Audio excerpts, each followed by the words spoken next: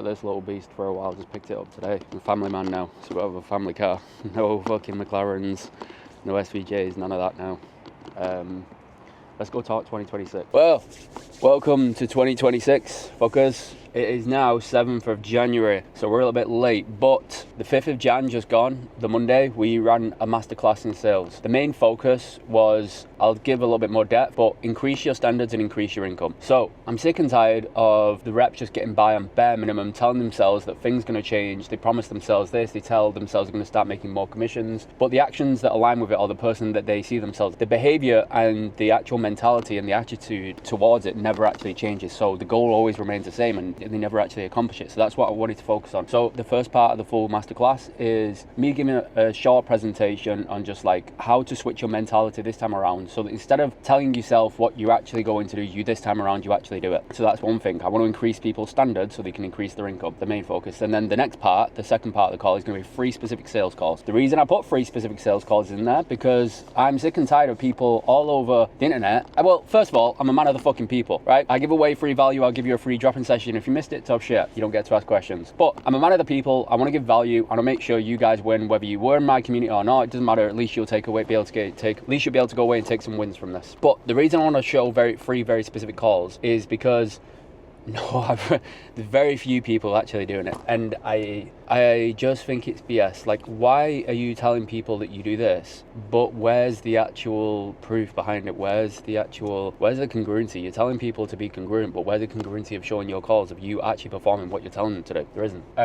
But forget that. Anyway, it's a different story. The 3 specific sales calls that you'll see. So the first one from me is you'll experience like an A-type personality come into the conversation. There's a little bit more depth to it, and like what happened before the call to when he attended the call, but he came into it with a very strong mentality and just like, oh, you just tell me what you've got for me and all this kind of stuff. And he was doing okay for most people, whereas I always hold myself to a high standard. So I'm going to hold you to a high standard. I don't give a fuck what your income is. I'm going to hold you to a standard that you perceive yourself to be. It's just a genuine sales call with my best intentions to help him get out of his own way and break down his belief system so he can accomplish more. So that's how I approach like a specific A-type, and you'll see, if you listen carefully, you'll see how his language, I get him to fall into like how he perceives himself to be, and it falls into the end of the call so that then he doesn't give me any objections, because then he has to align with that exact identity. So you'll see that as well. And then the second call from Ismail is how to lead and confront somebody into increasing their standards within 4 minutes into the call. Then the third call is an objection handling masterclass from Yanu. Yanu was actually stuck in Tulum, so it was supposed to be a different call, but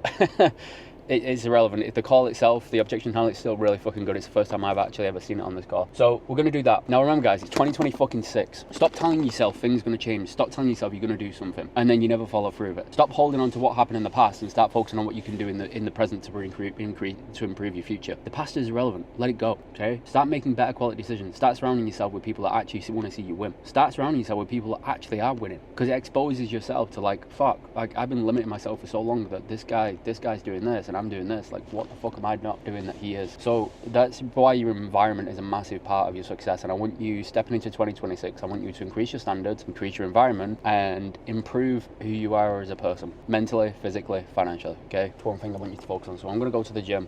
You're gonna fucking watch this. It's gonna be a good fucking day. Peace out, gangsters. Sweet. What's going on, people? I appreciate all you being there. Appreciate your time. Appreciate you coming. This is like I said, I won't try and sell you shit on this call. Even for the guys in my STS, I won't try and sell them shit. Some of the guys were already from my community are already in here.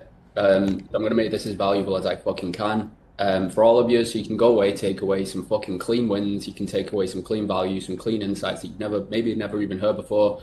You can go away, execute it onto your conversations, and you can make 2026 the best start to the year ever. That okay with everyone? Or is that a terrible idea?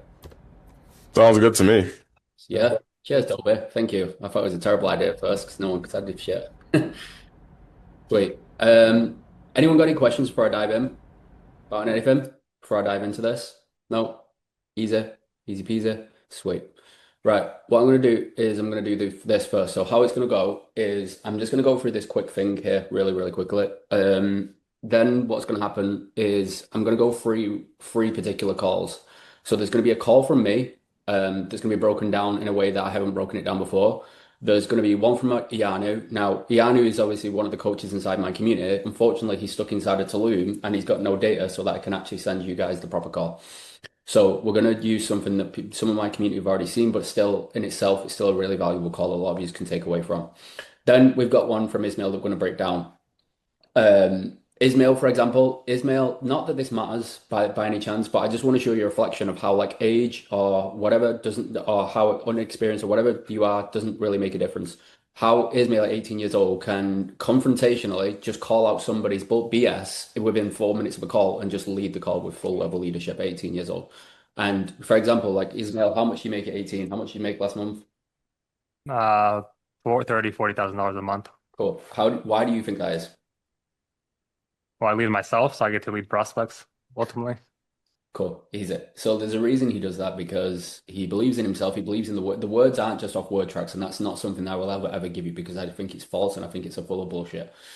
Ismail speaks from pure belief, pure conviction, and that's why he'll always speak his mind rather than hesitate on the words that he says to prospects. He will never take himself back from what he means to say. He'll never shy away from what he actually wants to get out of a conversation. So this is a good example of this, and it applies to my community as well. Even none of you guys that aren't even in my community, this actually applies to most of my guys as well. Can everybody see this A-OK? Let me know. Yeah. See it? Ibi, you see it? Yeah, thanks, Connor. Yeah. Sweet.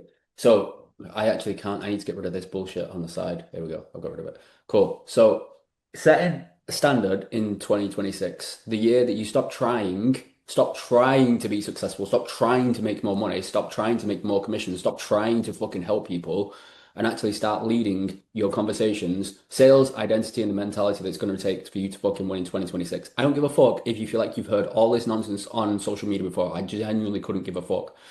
Because most of the time you guys just let it bypass you because it's such a common thing now that you hear it on social media every single day. You think it's just normal, but it's actually not. Until you actually engrave it into your fucking brain of what it actually takes to win, it won't make any of a difference regardless. So we're going to go into this. So we are not the main focus of STS or like what the purpose of what I do of me being here now is when I'm not just improving salespeople, I'm eliminating a version of you that keeps them resistant to actually being at the next level. I raise your fucking standards as a person. I don't tell you what you want to hear. I'll tell you what you need to hear on a day-to-day fucking basis. Does anyone have a problem with that? Tough shit. The same goals, same habits, same results. How many guys have experienced that? The same goals, same habits, same results. What difference does it make? Most people recycle goals without upgrading identity, which I'll explain in a moment. They chase tactics whilst avoiding responsibility, which I'll explain in a moment. And their comfort disguises itself as logic, okay? Recycling the same goals without ever upgrading your identity. People keep setting new goals. That's all, most of you guys. But they keep showing up as the same person, the same habits, same emotional reactions, same standards, and same decision making. So the goal feels every time you go into a new year, you keep mentioning this new goal. So the goal looks new, right? It looks like, oh, 20 grand a month this month, or 30K, or 40K, or 50K, whatever the fuck it is, 100K a month. The goal, it seems new, right? But the behavior behind the goal doesn't fucking change. It isn't. Still the same behaviors that are keeping you at the level you're at now. And one of the biggest things is if you think 1 month is good enough, like you have one particular good month and you're like, oh, this is fucking great. I'm this guy now. Get the fuck out of this room because you're in the wrong motherfucking room. I'll tell you that for fucking nothing. Okay.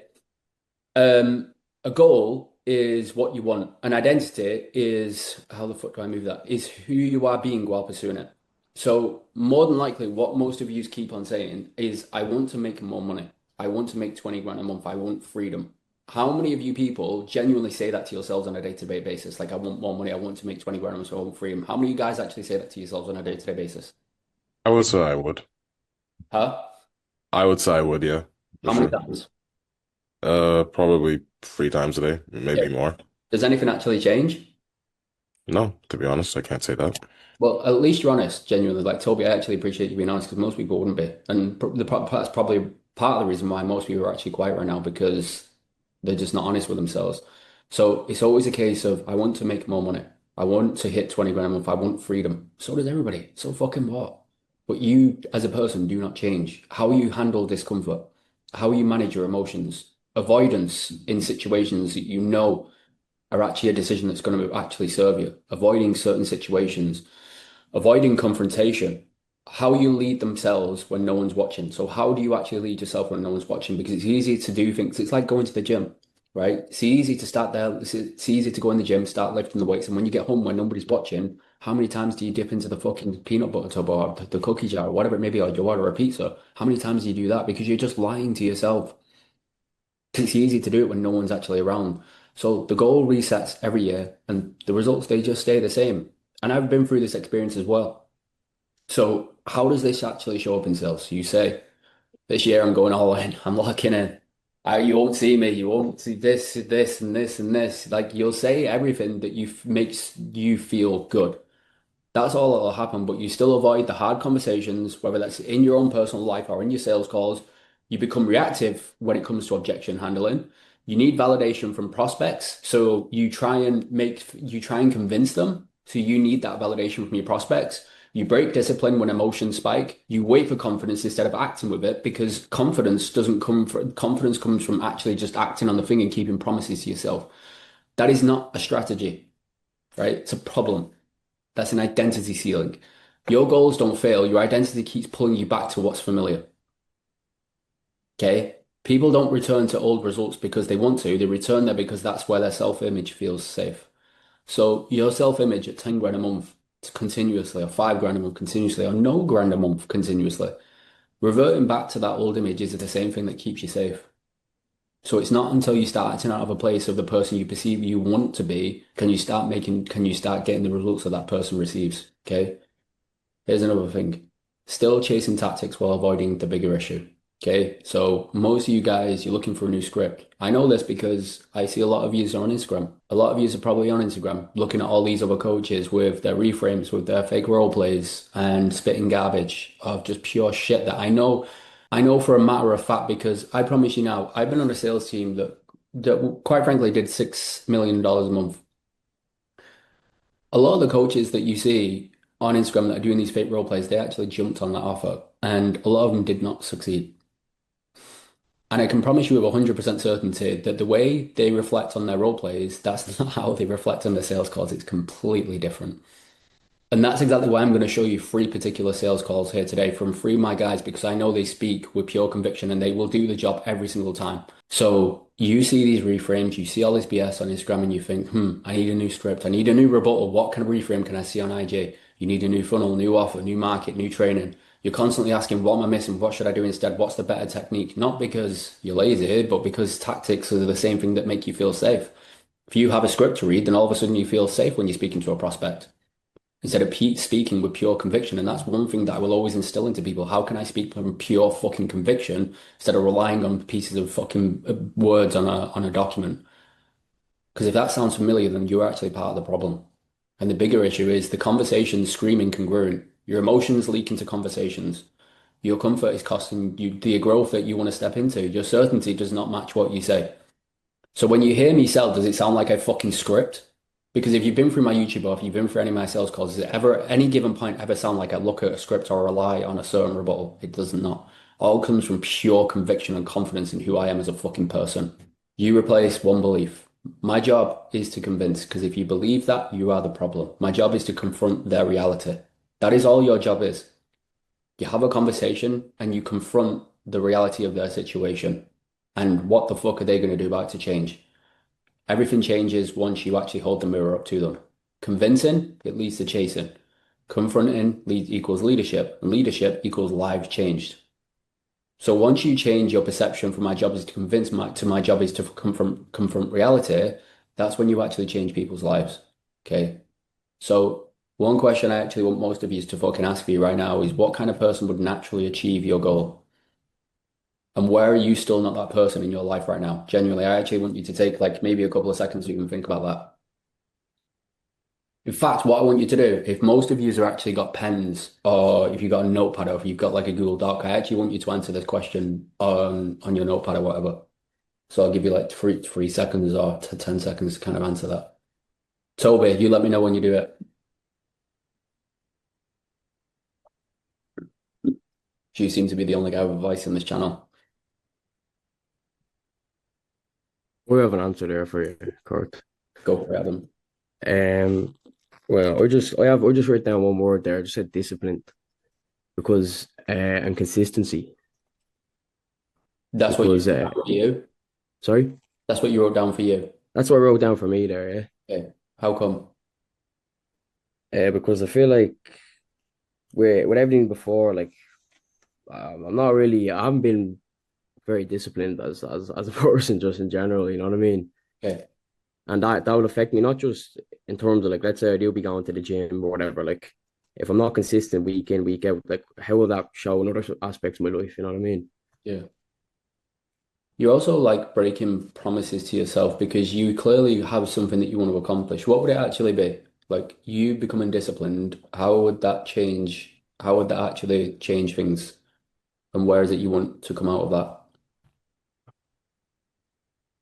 Well, being disciplined would just be able to get me to my goals quicker, I guess. Like, you know what I What mean? are they Because though? Like what are they though? Because if you're not clear on those and it's like kind of like a foggy window, then that's part of the reason why you allow things to slip, right? yeah, Because if you're not crystal clear on it, then you can't see a direct path towards where you want to go because it's too foggy, right? So how much clearer could you be on where you want to go?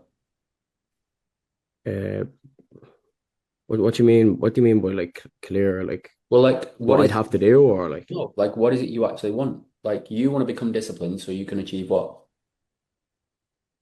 I don't know, just more like a stricter lifestyle in a way, just because See, like that's what I'm saying though. It's like you at the start you said I don't know. And yeah, I'm not trying to combat you here. I'm trying to help you see this through, right? 'Cause it's like, well, I don't know. But that's yeah, also part of the reason why you're then allowing things to slip. yeah, Because when I want to get in shape, I know exactly what I need to do and I have an exact image of how I want to look and how I perceive myself at that level. So I know directly the action steps to take every single day to get to that point. yeah. I'd actually more say consistency because I know in the past 100% I've been disciplined with things, but like it's about actually staying consistent with it. Like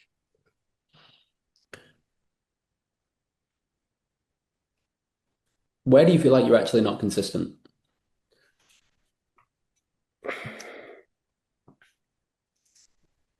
I don't know. I just feel like yeah, it's easy to break into like old habits, It like is. That's to again.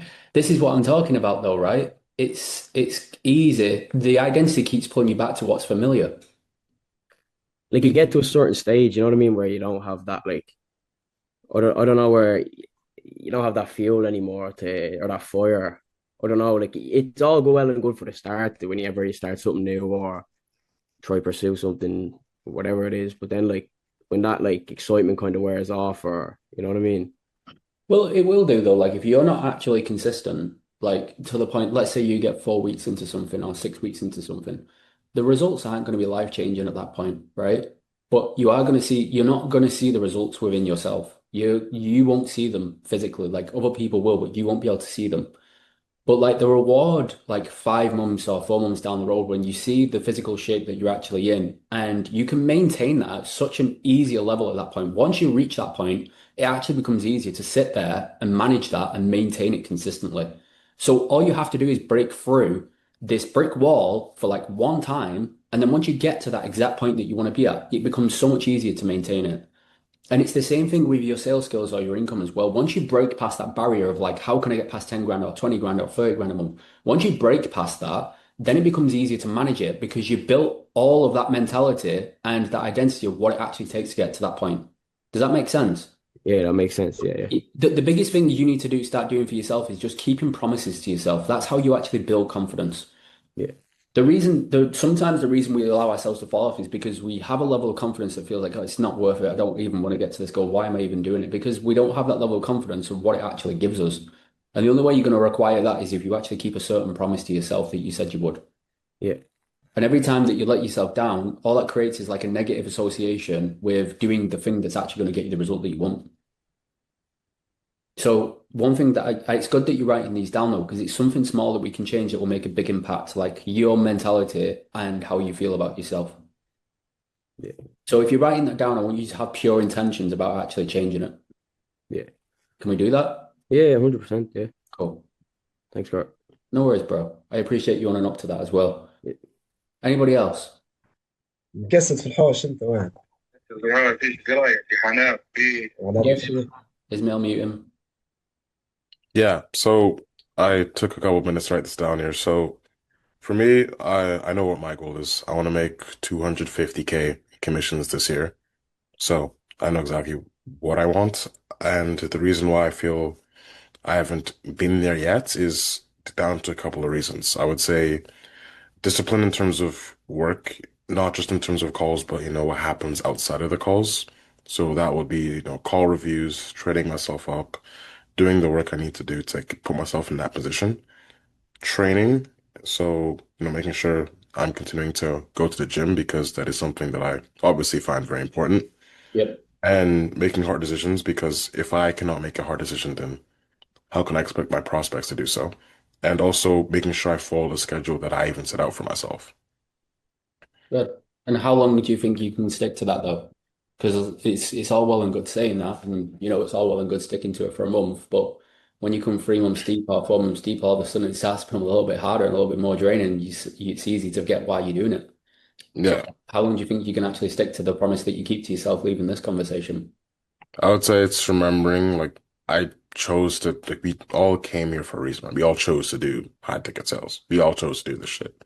All right. Whether we like it or not, we chose to do it. So remembering to honor the commitments I made to doing this, whether that be me, moving out of my parents' house like I did, Cool. whether it be me choosing it over university, like I know what I chose this for this reason, so I could help take care of my family. So Cool. I need to remember like that's what it's about. It's not necessarily about, oh yeah, I want to make a bunch of money. It's because I was 15 3 years ago. I wanted to find a way to help my parents out, and I finally landed on this. Good man. See, that's good, right? It will change your fucking life. Like it literally will. I don't know how many times I have to say this, and I think I speak with pure conviction. Um, I could objection handle everybody that's not in my community now. Or I could sell every single one of you right now. I'd handle all of your fucking objections. I genuinely believe that whatever objection you feel you can give me, I would handle every single one of you at the end of this call with pure conviction because it changed my fucking life, and I know for a fact I can change yours too. I would sit here for like hours straight and just objection handle all of you genuinely, but I'm not going to do that because I promised you I wouldn't, and I keep promises. Okay. But the point is, it will change your fucking life. And if you can hold it down for like 6 months straight of just doing nothing other than just locking yourself in a fucking room and just taking sales calls, it will genuinely change your life. But it's difficult to do that, and not everybody can. Most people don't actually know this. I think somebody was struck. It strikes somebody as a surprise the other day. When I first got into closing to break my first 10 grand a month, I was waking up at 9 a.m. I was taking triage calls for an Amazon FBA offer. That was go. So I'd go to the gym, actually go to the gym, have sales calls from 10 a.m. up until 1 p.m. And I'd take triage calls. I'd walk outside the gym, take a 15-minute triage call, come back in the gym, lift weights, 5 minutes, go back out, take another triage call. Then at 1 p.m., I would go home and take calls for another offer from 2 p.m. all up until like 5 p.m. Then I would jump on another offer from 6 p.m. all the way up until 1 a.m., 2 a.m. for a US offer. I would do that every single day until I broke my first 10 grand a month. Then once I broke my first 10 grand a month, then I decided to go all in on one offer and take 6 months. Like I did worked for 5 months straight, 6 months straight, inside a room, just taking sales calls, back in 20 grand a month, fucking month every single day. I did that for 20 grand for 6 months. I used to wake up and my eyes were bleeding. Like my eyes were red raw. Genuinely, I did not get any sleep and I was relying on pure caffeine just to even get through the day and take sales calls. But regardless, I still fucking showed up. It's not, it will never give a fuck about how you feel. It just gives a fuck about whether you're actually ready for it or not. It doesn't give a fuck about how you feel. Yeah, Never will. But I promise you now, it will change your fucking life, bro. Genuinely. That goes to all of you as well. Whether it's changed your life already or not, I don't know. But like, it will change your life. Okay. So stick to your word for 6 months, bare minimum. Okay, Toby? sounds good. Good man. Sweet. Appreciate you sharing that, by the way, Toby. Because if nothing changes this year for all of you, it's like, what does that actually say about the standard that you're actually willing to live with? Genuinely. Well, then nothing changes. Yeah, but what does that say about the standard that you're willing to live with? What does that speak about you as a person, about your standards?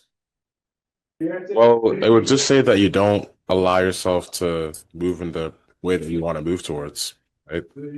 Yeah, My apologies for the noise. My roommates are making some noise. I'm mute. you're okay. In 2026, I am the kind of closer who I want you to fucking all of you to fill in that space. What behavior dies this year? What standard becomes non-negotiable? I'll leave that out for like 5 minutes. You don't have to shout it out loud. Just write it down. So here's the thing, right? Some of you guys might think you're too good for this. I don't think I'm too good for this shit. So if I don't think I'm too good, then we should all be on the same fucking level because we're all on the same level. So if I don't think I'm too good to do this, then what makes you feel like you're not good enough to do this? Some of you might think, oh, he's being a bit weird, he's being a bit of a weirdo. Oh shit, I just got a message from Zoom.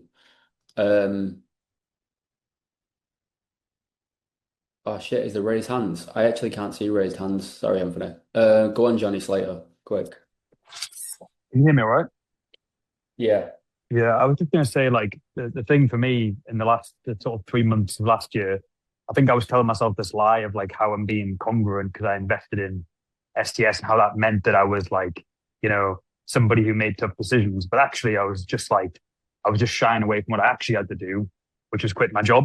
And it's like, it's shit scary, but I think it's easy to convince ourselves that we're, chasing discomfort and we're doing all these things. But actually, if you take like a long, hard look at yourself, you're like, wait, am I actually uncomfortable? Or am I just saying that because it's a nice story to tell people, So I think for me, it's like actually facing up to things that you have to face up to. And then, fucking doing something about it. Yeah. Good. And that's been a good reflection of like your fucking work and like your mentality. And even today, you quit your job, correct? That's right. Yeah. Good fucking lad. I was literally like, I've got a video of myself doing it. My hand was like shaking when I was sending the email. But I was like, that's probably a fucking good sign to do it. But yeah, like it's terrifying, but that's part of the fun, right? Yep. There you go. I'll tell you one thing that I actually, what behavior needs to die from me. Setting clear boundaries. What I mean by that is I'm sometimes too accessible to people. And because I know that it's so difficult to be in sales and how hard it is, sometimes I actually mother people quite a lot. What I mean by that is like I care for them far too much instead, and then they become reliant on me for the help. And it's actually me being selfish because I know what's going to help you so much more is if you can become self-reliant to your situation and actually change it. So like that's my biggest behavior that needs to change this year, like mothering people to be over helpful instead of setting clear boundaries and making sure that they take control of their own situation because they'll have so much more success from that. Okay. So that's actually one of mine. So to tell you I'm too good for this, I'm fucking not, and it makes a massive difference. And I'm actually having to step into a completely different identity because I built a business last year for the first time my first ever time I've ever built a business, and I didn't know what it took, but I was willing to fucking do it. So I'm gonna have to completely shift who I am previously to who I am coming into this year as well. So don't think that I don't take responsibility for most of the stuff as well. Does anyone have any questions on that and anything they would like to kind of raise based on that little presentation there on this particular part? No? No questions? Nothing. We've got 80 people in here and every single one's quiet. Everybody's making the money they want to make already. Yeah. Do you want us to share what we wrote or like? No, I'll do it. Go for it. Okay, so in 2026, I'm the kind of closer who has a lot more conviction in himself and actually sticks to the schedules and standards he set out for himself. And I'm saying this in a sense of a fact that I know that throughout my life, there's been times where I've talked and I don't speak the clearest. I'll speak with no conviction or I'll mumble my words, and I won't really talk with any sort of conviction of someone who is making the 250K a year that I want to make. And I feel like that's a standard I have to set for myself. If I want to make $250,000 this year, then I need to speak like someone who's making $250,000 a year, not just some slightly anxious 19-year-old kid. It's good that you're aware of that, right? But what are you doing about it to change it though? What are some actionable steps that we're going to take to actually change it? Yeah. In terms of actual steps, I would say actually focusing on A, making sure that you can connect with people while you talk to them rather than just mumbling, be more attentive of a listener, not just with prospects, but in general. How are we Be going to do more, that? Though? Do you want me to give you the best advice that will eliminate all of that, and you'll become the best you can be? go right ahead. Volume. Take as many. How do you get good at driving and doing anything in life? Well, Consistent just volume. driving more. Exactly. So you get volume, and all these limitations that you set on yourself now, I want you to take a tremendous amount of volume and like just let go of them and go into your conversations with like that in mind. Because like volume will eliminate all of these limitations you ever set on yourself. Okay. So try and focus on like how can I get in as many conversations, sell more, speak to more people, because that will just completely remove all these excuses, all this BS that you've got on yourself. Okay. Yeah, of course. All right. You I would be say sorry, what go on, Jason, actually. in 2026, I am the kind of closer that's relentless. I believe in myself. What behavior dies, excuses, what standard becomes non-negotiable. That would be congruency and overthinking. I can't overthink, but I need to stay congruent to who I'm trying to get other people to be. And I need to be that person as well. Good lad. Always wise words from Mr. Jason. Keep it up, Jason. You Bade, you had a question, my friend. I didn't have a question. It was just to say what I've written down, but it's fine. Why is it bad? Go for it. Okay. In 2026, I'm the kind of closer who doesn't rely on motivation and builds a system to allow me to reach my goals. And what behavior dies this year, just luck and chance. I know what I want, so I'm clear on that now. I need to go for it rather than just winging things and trying things, not just doing them. Okay, And consistency is a standard that's non-negotiable moving forward. good man. How did that feel to get it out? Amazing. Good lad. Because at first you were trying to escape, and I was like, no, come back. See, that's good, bro. Good for you, bro. Okay. I've also got like a really fun project that I'm working on. It's going to be live 9th of January, I believe. It's going to be with me and Ismail. Me and Ismail have never really done like a full project together, so it's something that I'm actually really excited about, and it's gonna be increasing like certain standards with my community. So we're actually releasing something that's called gold standards. Don't worry, I'm not fucking selling you on it. Chill out. Fuck. It's just something that I think what's going to happen is later on in the year, maybe a couple of months or so, I'm going to jump back on sales calls and I'm going to start selling again. Because I think I've actually missed having those kind of conversations and I miss selling. I won't be doing it for the money as much. I'll just sort of be going in there and actually having hard, truthful conversations, and then they're going to be uploaded to this part of the community as well.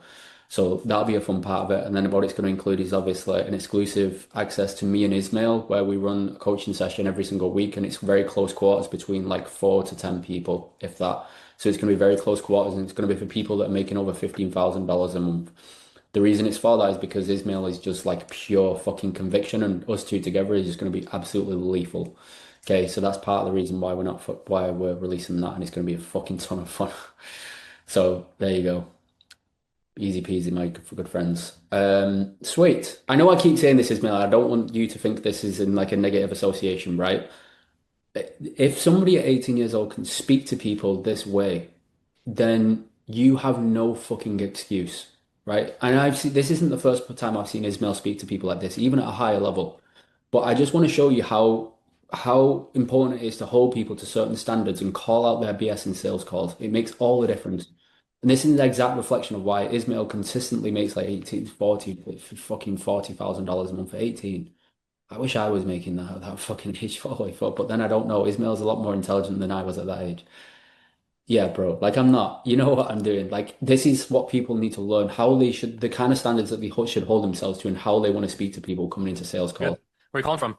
I'm in southern Massachusetts, and I've been following Richard for, I'd say, like a couple. I'm going to play this, and I'm just going to let you listen to the amount of conviction that this individual, this young, pleasurable gentleman, this young savage speaks to people. Okay, I'm going to go for a fucking piss. Months now, and really, it just stuck out to me. I just didn't have the, well, the courage really to just start really getting myself into that mindset. Lately, I've been working as a factory employee. Moved up in corporate from there, but I like to see if I can start working for myself instead of working for somebody else. Okay. Why though? Because nowadays, like being an entrepreneur is like this like sexy way to say entrepreneur. You work for yourself, you make a lot of money, and although yes, we can make good money, it does come with like the effort, the time. There's a lot that goes into it. What about what you do now? What stops you from just like continuously leveling up in your own job and getting a bigger salary, becoming the boss in where you work? Why become and work for yourself? What's that for? Yes, so I recently got a promotion. I have a lot more free time on my hands. Usually, Yeah. I was used to be a food safety coordinator, so I was in charge of three other people who I had to like delegate a lot of tasks to. From there, I recently moved into a more lenient position now. I'm a corporate trainer now, so I'm instead of leading, I'm now teaching these people what to do, what to expect, how to. And really, I just got more time in my hands now. I wanted to do it while I was still. I wanted to do something, on the side, something like this, but I just couldn't wrap my head around it. I was too focused on I was too focused on making sure my people's was good. And from there, I've But I guess I'm more curious around like what about what you do now bothers you most to say like I want to transition. Like what bothers you most, like what you currently do? What stands out specifically? the rising prices really. Massachusetts, it's a very expensive state, and while I've been making good money, I wouldn't say I don't feel satisfied with what I'm making now. So I'm How much do you trying make a to month right now? a month, like around $4,000 You think that's good money? Right. That's not to laugh at the person, right? It's genuinely not to laugh at the person. It's the way he perceives his situation. It's the story that he tells himself that actually keeps him stuck. You don't realize how important it is to call that out earlier on in the conversation. Straight away, like just bluntly say it to the fucking face. Like, what are you so afraid of? Like, most of you guys would not say that to somebody. You think that's good money. And he'll probably stumble and because it's not, right? And he knows that it's not, because otherwise he wouldn't be on this conversation. But the reason he does that is because it stops the lie that this kid continues to tell himself so that he can achieve success. I'm making now. So I'm How much do you trying make a to month right now? a month, like around $4,000 You think that's good money? That's average. Be honest, and I don't say it to put you on the spot. Like, be honest with yourself. Genuinely, can you look yourself in the mirror and say, like, making 5K a month in Massachusetts, like you mentioned, is that good money? Yes or no? It's average, and I think average is the new So is cool average now. is average doing well, or is average not? Like, look at it for yourself. Like, don't look at it like society, because society would tell you, oh, making 3K a month is good. Like for yourself and your own personal standards, is 5K a month a good reflection of the man you can be? Yes or no? No, I think No, I'm right, straight capable up, no, of right? You're yeah. capable of a lot more. Like now, some other person down the street might say 5K a month is like amazing, cool, that's good for you, man. But like for you specifically, you look yourself in the mirror, 5K is not where you should be, correct? Yeah, that's correct. I Okay, want to good. make more. I'm And I capable only of more. challenge you on this because I just don't want you to fall into this pattern of telling yourself, well, it's very easy to say I'm doing good, I just want to be doing great. But in reality, you're not even doing good. Like in your own eyes, you shouldn't be telling yourself you're doing good. You should be telling yourself like I'm doing terrible, because it's going to allow you to push more for what you want, right? Like although some other people may tell you something different, don't listen to other people, right? Listen to yourself. What do you want to be making? Like what actually gives you the life that you want for yourself? You make 5K a month now, like you said, Massachusetts is expensive. So to live the life that you truly want, take care of yourself, the people that you care for, how much do you really need to make on a month-to-month basis? On a month-to-month basis, at least $12,000 a month. Okay, a month. Okay, so Yeah, about like yeah, 144K a year, as opposed yeah. to making only what, like 30, 36, 40, I mean 48K a year, right? So almost 3 times your income. You want to shoot for, right? You want 3 times your income. Cool. What do you feel? What do you feel like shifts there? Like when you go to 12K, which is 3 times more than what you're making now. What do you feel like you're gonna be able to do at that point that you're not necessarily able to do right now? To get to 12K a No, I'm month. saying what is it? What's gonna change for you? Like when you're at $12,000 a month, as opposed to where you're at now, 4K. What are you able to do at 12K that you're not necessarily able to do now at 3K or 4K a month? What changes for you specifically on a personal level? What changes? I'm a minimalist by heart. I think would substantially change. I will be able to I will be able to comfortably tell my father in the next 5 years, maybe if I'm making that amount of money, I can retire you, Dad. That's really what my long-term goal is. Okay, Short-term nice. goal is just getting myself, in a position where I'm not, sharing an apartment with 2 other people. Okay. Getting So myself, taking care of retiring your father. Right now, you live with 2 other people in an apartment. yeah, I do. And Is it just you, like yourself, or is it friends? Is it just random people? You guys just like, is it kind of like a co-living space, or what is it? pretty much a co-living space. I work third shift, so I tend to have the mornings to myself, and Okay. around 4 in the afternoon, 5 in the evening, I go to bed, wake up at 11, go for my 12 to 9, and rinse repeat. That's my schedule. I work the late night hours, Okay. and I just How? want Yeah. How long have you been doing this for? to 2 years now. Yeah. Shit. And the whole idea of you kind of starting to really feel like this is not the way I can be living. How long has that been going on for? But you start to really feel like I need a transition. The past 6 months now. Okay.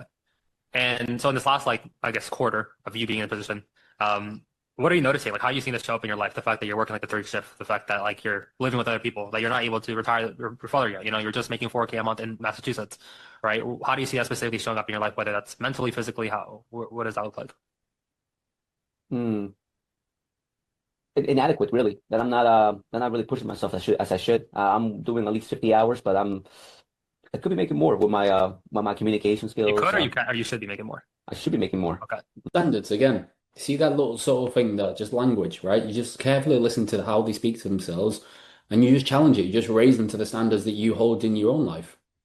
Very subtle thing that makes the biggest difference in the mentality shift throughout this whole conversation.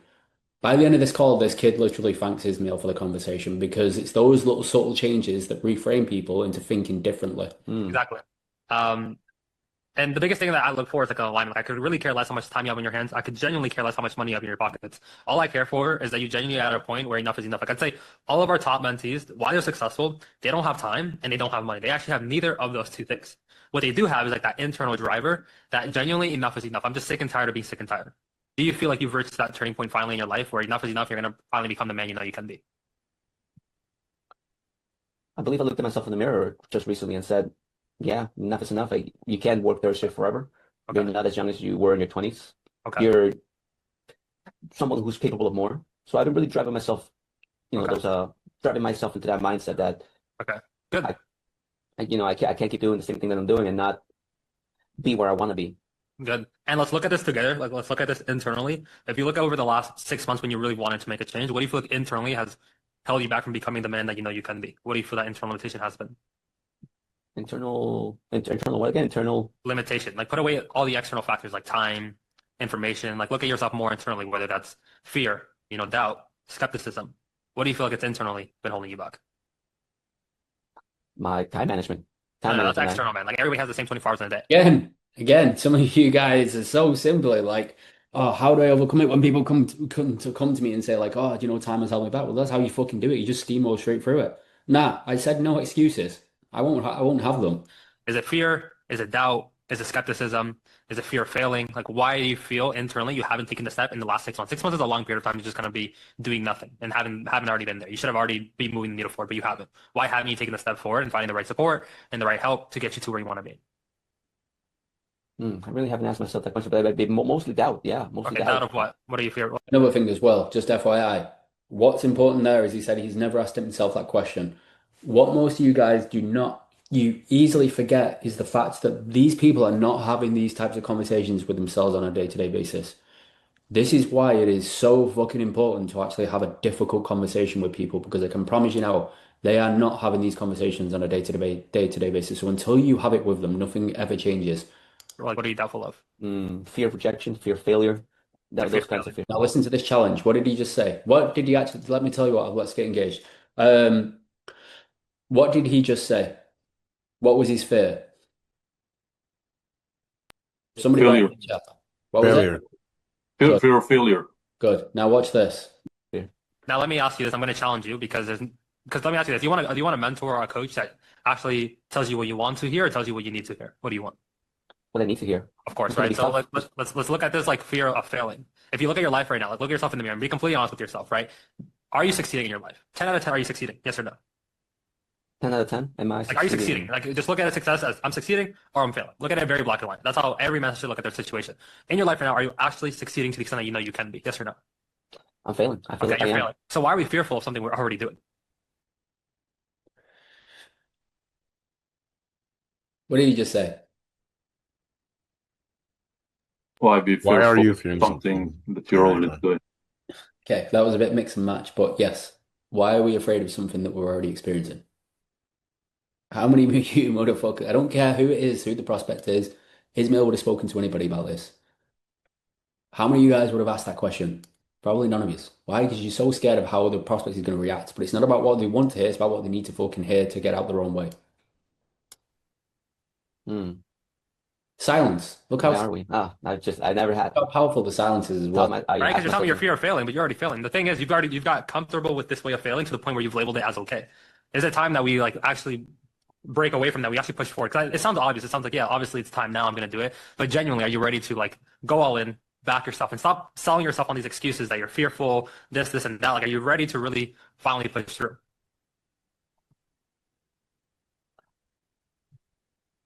I think I am.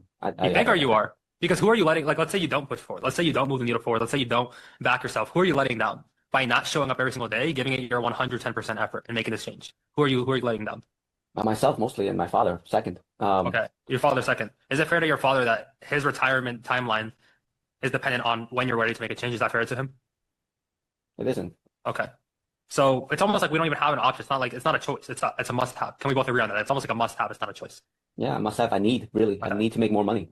Okay, good. And again, I don't say this to be rude, man. I don't. Like, I only say this to hold you accountable. Because do you think I asked you this because I genuinely care? You think I'm just asking you for the sake of asking it, and we're just here for like two guys just on a random Zoom call? What do you think? I genuinely believe you care. I mean, Okay. you've asked me something that I've never really processed before. Why I need more money? I need to do this, but I'm letting a lot of self-doubt, Yeah. hinder me. Yeah, I've been in that situation. The thing is, like, speaking with you, like, I've been there. Like, the one thing Richard always says to me is be the guy you wish you once had when you were on the other side of this call. I always had to. Oh, fuck, stole that from me. I had somebody who would tell me exactly how it was. Everybody nowadays. What? Or you stole it from me, maybe. No?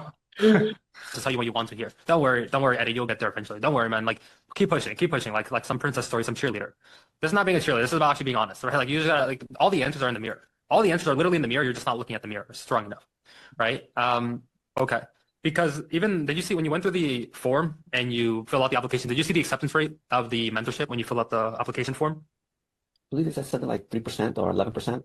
It's a third, right? So it's 30%, meaning 2 out of the 3 people that I speak with usually are a terrible fit because they come in with this mindset where it's going to be like a get-rich-quick scheme, this overnight success story. And Easy, right? That's why that call was 12k piff after this. That just the importance of this call is that was done in 12 minutes. 12 minutes genuinely.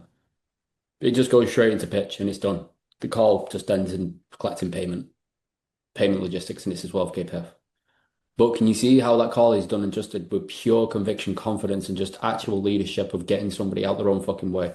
These are the kind of conversations that you should actually be having to help people and actually make the money you want to. There's a reason why Ismail makes the money he does consistently, not just one time, not just a one-time closer that hits 20k a month once and then just fucking wipes his hand clean and fucks off. Somebody that's been in the game for a good amount of time and consistently hits the numbers and continuously hits #1 rep. So that's why he does it. Okay. What I'm going to do now is I'm going to show you this particular call, but it's going to be broken down in a very specific way. There's actually even some of the people that haven't seen it, that have access to it in my community. It's never been seen anywhere else other than in my community. But there's something that I actually want you to see that I've never pointed out to anybody inside of my community yet. I've shortened it down so it's not as long as the actual call is. The full call is like an hour, like 56 minutes, I believe. So I shortened it down. But there's a very specific moment because this, I'll give you some context to this conversation as well so you understand. So I labeled this guy with a very specific identity, or he labeled himself with a very specific keyword within the first 8 minutes. Now, at the end of the conversation, when he's experiencing a level of fear, I guess you could call it, he labels himself as that same word again because I allowed him to fall into it right at the start of the call. Now, for the context for this conversation, this person was making 90 and 120 grand a month in ecom. I was selling an ecom package, so he was doing 120 grand a month in Shopify. I was selling a TikTok offer. Okay. Now, this guy in the DMs was very resistant to a sales call. He was actually very blunt, very surface level, and giving one-word answers. He also had a massive ego, and I knew that coming into the conversation. So the way that I adapt in this conversation is way different compared to how I adapt in other conversations. You could also frame this in a way of like how to speak to higher level people or people that have like an A-type personality, and they're already doing well in a specific business model that you sell. So if you sell trading, for example, if you sell, I don't know, I'm trying to think. Give me something else that people do. OnlyFans management. I don't know, just randomly off the top of my head. High ticket sales. Someone else give me one that people do. Let's just take trading, for example. If you do trading, e-com, SMMA, yeah, exactly. If people are already having success in their business model, this is how you want to be able to speak to these people to be able to get them across the line. So I didn't go purely emotional. I went purely logistical and just got the metrics and data of his current situation and then just completely dismantled him into the emotions. And even with this conversation, I broke this guy down so well that I was actually had to resell him on the business model because I thought I'd broken this guy's mentality so much that he was going to go away, take away all the information, and then just reapply it to his own offer. So there's a part of that which I've skipped, but this ended up in a full piff by the end of the call. So just for context, you'll see here that his ego tries to come into the call. He's quite resistant and he just comes into it straight away and he's just like, whatever you've got to say, just tell me. That kind of mentality. And I just absolutely destroyed him from the inside out. But this is another part of managing your emotions as well. Not letting that resistance or his behavior or his approach to the conversation, not letting that cause resistance within you. It's holding who you are, your standards and your emotions to know that you're just here to fucking help this guy. Okay, so we'll go through this. Yeah, the background is savage. Bro, I told you, Elias. Like, Josh Large is a fucking maniac on that computer. Hey, how's it going? You're right, Carlos. You hear me? Yep. Can you hear me? Yeah, I can hear you. Perfect. There we go. How are you, bro? You okay? Pretty good. Pretty good? Pretty good or really good? Which one is it? Pretty good. About to get to really good after this, whatever you got to say after this meeting. Cool. So like there's like see that the little subtle thing there. The reason I did that pretty good or really good because I'm just trying to play with him. Humor is a massive part of like how I sell as well, especially to people like this.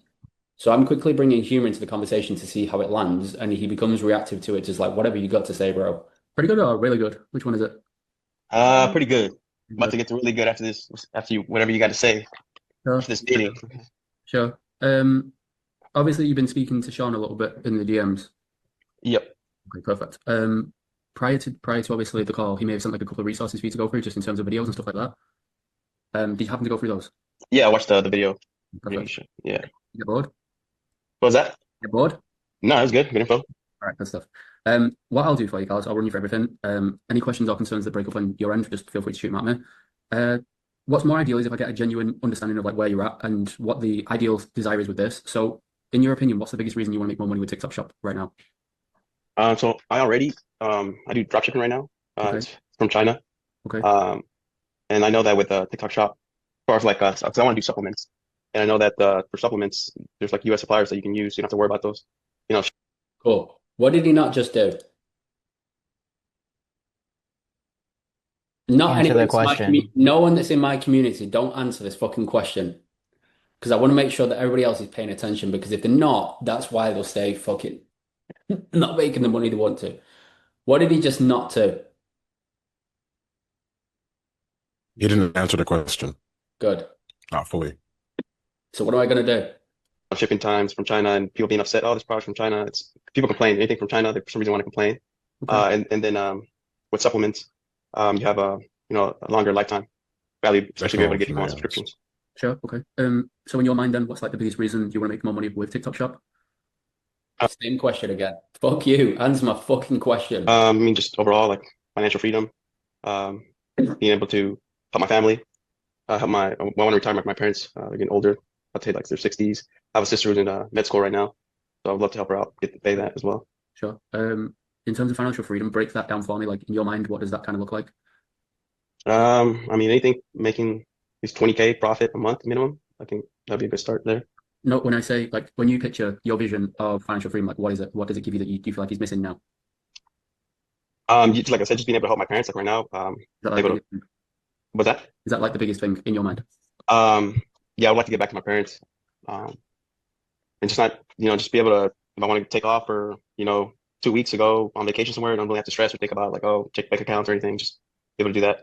Okay. Do you do that kind of stuff now? Somewhat, but. Do you only do dropshipping? Like, is that all you do? Or do you do anything else outside of that? I help my friend out with lead generation for solar. Okay. So I do lead generation too. Okay. And then how long have you been doing dropshipping? Since 2019. Okay. What do you make doing that? I mean, it varies. Like right now, I'm in the process of transitioning, more establishing as a brand, the current store that I got. So, I mean, do maybe anywhere from, like on the good months, we do a little bit over 100K in revenue. Okay. What's that? What are your margins with that? Around 20%. Super important question, just FYI. For anybody that if you have good product knowledge in trading, sales, e-com, whatever, if you have good product knowledge, this is an important conversation you need to have. When people start spouting certain numbers like revenue, you need to massively like get crystal clear on that, because they'll fall into the identity of like I'm a 100K a month person, when reality is that's not the actual case. So we need to actually break that down to sit them in the weight of like what the actual situation is. 20-50%, more or less. So you're already taking nearly around like 10, 15 grand profit as it is now? Yeah, about around 10, yeah. Okay. Well, is that split between somebody else? Because you said we. Language. We said we. No, just I guess just paying off my employees that I got. Oh, your employee. How come you have so many employees? I don't have that many. I just have 3. Okay, so what overseas? Overseas. Okay. What do you typically pay them? For them, it's probably editors anywhere from 15 to 2. 15 to 2. Which one is it? Is it closer to 15 or closer to 2? Probably, I mean, somewhere in between. I'm assuming you would know. Well, it depends on how much they produce videos. Oh, so like one thing that I want you to subtly pay attention to now is his body language, right? So he came into the call with quite a slight ego, right? His body language now is quite calm, but pay attention to it throughout the call. Watch how it shifts his body language as we get like more concrete. He realizes he can't really wiggle out as much as he would like to in this conversation. Quick question. I noticed as well your body language. So yours is obviously a bit more. Well, if I'm being honest, it looks like you're kind of not really engaged like that. Is that something that you do purposely? When I do this, Yeah. bro, when I do that, I'm in my fucking prime spot. Bro, trust me, if you see me do that on the call, it means I'm in my fucking spot. Okay. That's where I'm like the most. It's just kind of like a very relaxed pose that I used to do all the time, and I knew I was in my zone if I used to do that. Did it affect on your calls in any type of way, or was it fine? Nah. Okay, cool. It just comes across as like very relaxed, and even with a question before, I asked like, what does he make with that? But I did it with a pause, and then kind of looks like I was looking for the question, so it doesn't come off as scripted. It's very much so like that, but it's a good notice. But that's when I'm in my zone, just FYI, when I'm like that. For ads, yeah. Okay, it's not, we don't produce the same amount of ads or videos every month. Okay. Like, sure, if they're producing more videos, that produces more sales, right? Yeah, but sometimes videos aren't hitting, so cut down a little bit, try to figure out what would hit or what would convert better. No, yeah, that makes sense. So even out of the 10K profit that you actually take, you still have to pay them out of that on top of that as well. Yeah, so out of the 10K, or this is like 10, 15 more or less around there, depending like it's 10, around Yeah, okay. So let's say last month, for example, did you do 100K then?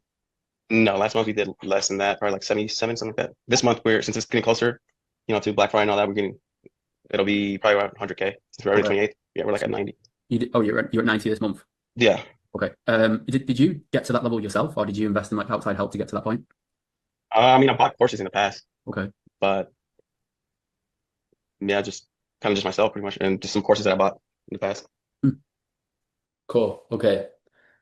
I only do this once, but if you listen to his response to this, right?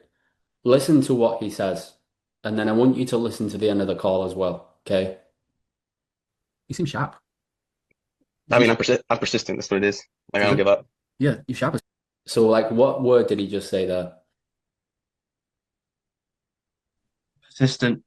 Persistent. Persistent. Doesn't give up. I mean, I'm persistent. Perfect. Persistent. I'm persistent. That's what it is. Like, I don't give up. Yeah, you're sharp as fuck, bro. Like, what? Why not? Why haven't you pursued? Like, I don't give up. Yeah. I mean, I'm persistent. That's what it is. Like, I don't give up. Look at his facial expression there as well. I mean, I'm persistent. That's what it is. Like, I don't give up. Look how happy he is that I noticed that. Exactly, Ismail. So I stroked his ego about a bit, and look how happy he is about that. Fuck, couldn't get my words out. Look how happy he is that I did that. Yeah, you're sharp as fuck, bro. Like, what? Why not? Why haven't you pursued? Have you pursued TikTok so far in any way? No, I do have I tried that make for you. Well, I mean, you're able to scale a lot further. You got unlimited people making creatives for you, and you don't have to pay them. It's like you pay them if they make a sale. So You're just not running. You know what I'm saying? It's like you make a sale and then obviously you pay them. So it's like, Yeah. So it's like I have unlimited workers, but I don't pay any of them unless they actually produce. yeah, no, of course. Why is it important for you to have the ability to scale? What difference does that actually make in your mind for yourself? I mean, if I make 20% of a million, that's 200K. If I make 20% of 100K, then that's only 20,000. So if I'm able to scale higher, make more money. Okay. What's the biggest challenge you're having actually getting to that $1 million mark with Shopify? Because other people have achieved it, and I suppose the time frame that you've been doing it. Would you agree or disagree with that? With the time frame? Yeah. Well, I did stop like for a year and a half. So what made you stop? I was just failing. So I was like, and then my friend, remember I told you my friend started doing I have a friend who does solar. Okay. And he convinced me he's like, hey, you know how to do the marketing, so team up with me and do the marketing, and then he'll close the deals. He did that for a while. So how long have you been doing that then, when you say a while? The solar stuff? Yeah, the solar stuff. For 2 years. 2 years. Okay. What do you make doing that? So the first year was awesome. Then like the interest rates for solar went up, so they went down. But we're doing easy over 10K profit. A month? A month, yeah. Just you or two of you? Well, each. Like we split the deals. So 10K a month each or 5K between the two of us? No, 10 each, yeah. Okay. But that was last year, right? Yeah, that was the year before, yeah. Okay. What did you do? What's this year been like then? For solar? Yeah. I stopped doing solar with him because the interest rates last year went up. So I still do the lead gen, but it's not as Just FYI, like if you can notice something here, what's happening for it? Like what is he feeling right now? Shame. Disappointment, maybe? Defensiveness. Very much like defensive and very uncomfortable just in the conversation. The interest rates last year went up. So I still do the lead gen, but it's like he's lying to himself. So he's uncomfortable in some sense that he's actually lying to himself for whatever reason. And he's also feeling the weight of the conversation with good Dexter. So up until this point, he's actually feeling the weight of the conversation. It's about to get more fucking heavier. But it's not as full time. Okay, You know what I'm so saying? what's the time commitment that you make to the solar then? Right now? Yeah. Oh, right now it's probably maybe 4 hours a week. Is that it? Yeah. Shit. Because I'm not putting too much time into it right now. Because my interest rates went up, so people aren't really into getting solar right now because when they hear the interest rates, they're like, oh, no, that's too much. Okay, so what do you make doing the lead gen? Do you get paid? I'm assuming you would get paid for that, right? You wouldn't be doing a work for free. No, I get paid I just do it for my friend. So he just gives me $1,500 a month. Okay. So in total, your income comes to around, I don't know, could come to around like 11 grand a month, somewhere around that mark. Obviously, Yeah. It seems like there's a lot of inconsistencies with your income at the minute. Would you agree or disagree with that? I agree. Does that affect you in any way? Like what I mean by that is obviously it stops you from doing certain things because you're so like unsure of like which way it could go. Yeah, I would agree. You would agree in what way? How so? I mean, just in general, like expenses, I just look at like, all right, well, this month I made this much. Previous month I did this. This month I made this. What I mean by that is obviously it stops you from $1,500 a month. Okay. So in total, your income comes to around, I don't know, could come to around like 11 grand a month, somewhere around that mark. Obviously, Yeah. It seems like there's a lot of inconsistencies with your income. So like I gathered that the point of why I was asking about all this income and all these income generating activities is this point here. So like I want to get crystal clear on data so that I can help him see the reality of the situation. I see the reality of the situation, and then this is where I can start actually challenging stuff properly. And I can start realizing the situation that he's in. Here, for example, I had enough data up until this point where he was like, whoa, hang on a minute. There seems to be a lot of fucking inconsistencies in your income. What the hell is going on in your income at the minute? Would you agree or disagree with that? I agree. Does that affect you in any way? Like what I mean by that is obviously it stops you from doing certain things because you're so like unsure of like which way it could go. Yeah, I would agree. You would agree in what way? How so? I mean, my sharpness in this conversation, by the way, you see Ismail's responsiveness, like to the questions. You see my responsiveness, my ability to like how sharp I am in the conversation. As soon as he says something that I want clarity on or misaligned, I'm on it straight away. Like the level of sharpness in this call is fucking on point. I don't know what I ate for this morning, but I must have had a fucking monster because I was on point. Just in general, like expenses, I just look at like, all right, well, this month I made this much. Previous month I did this. Just in general. Okay. How long has it been like that, would you say? Like where you felt that particular way?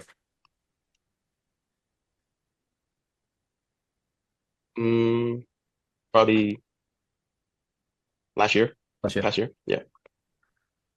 How long have you wanted to retire your parents? What's that? How long have you wanted to retire your parents? Now the questions are actually getting more concrete because I actually have context and enough data. So they're actually getting very on point. Like at this point, I'm like, okay, I have all the fucking data. Now we're about to get into it.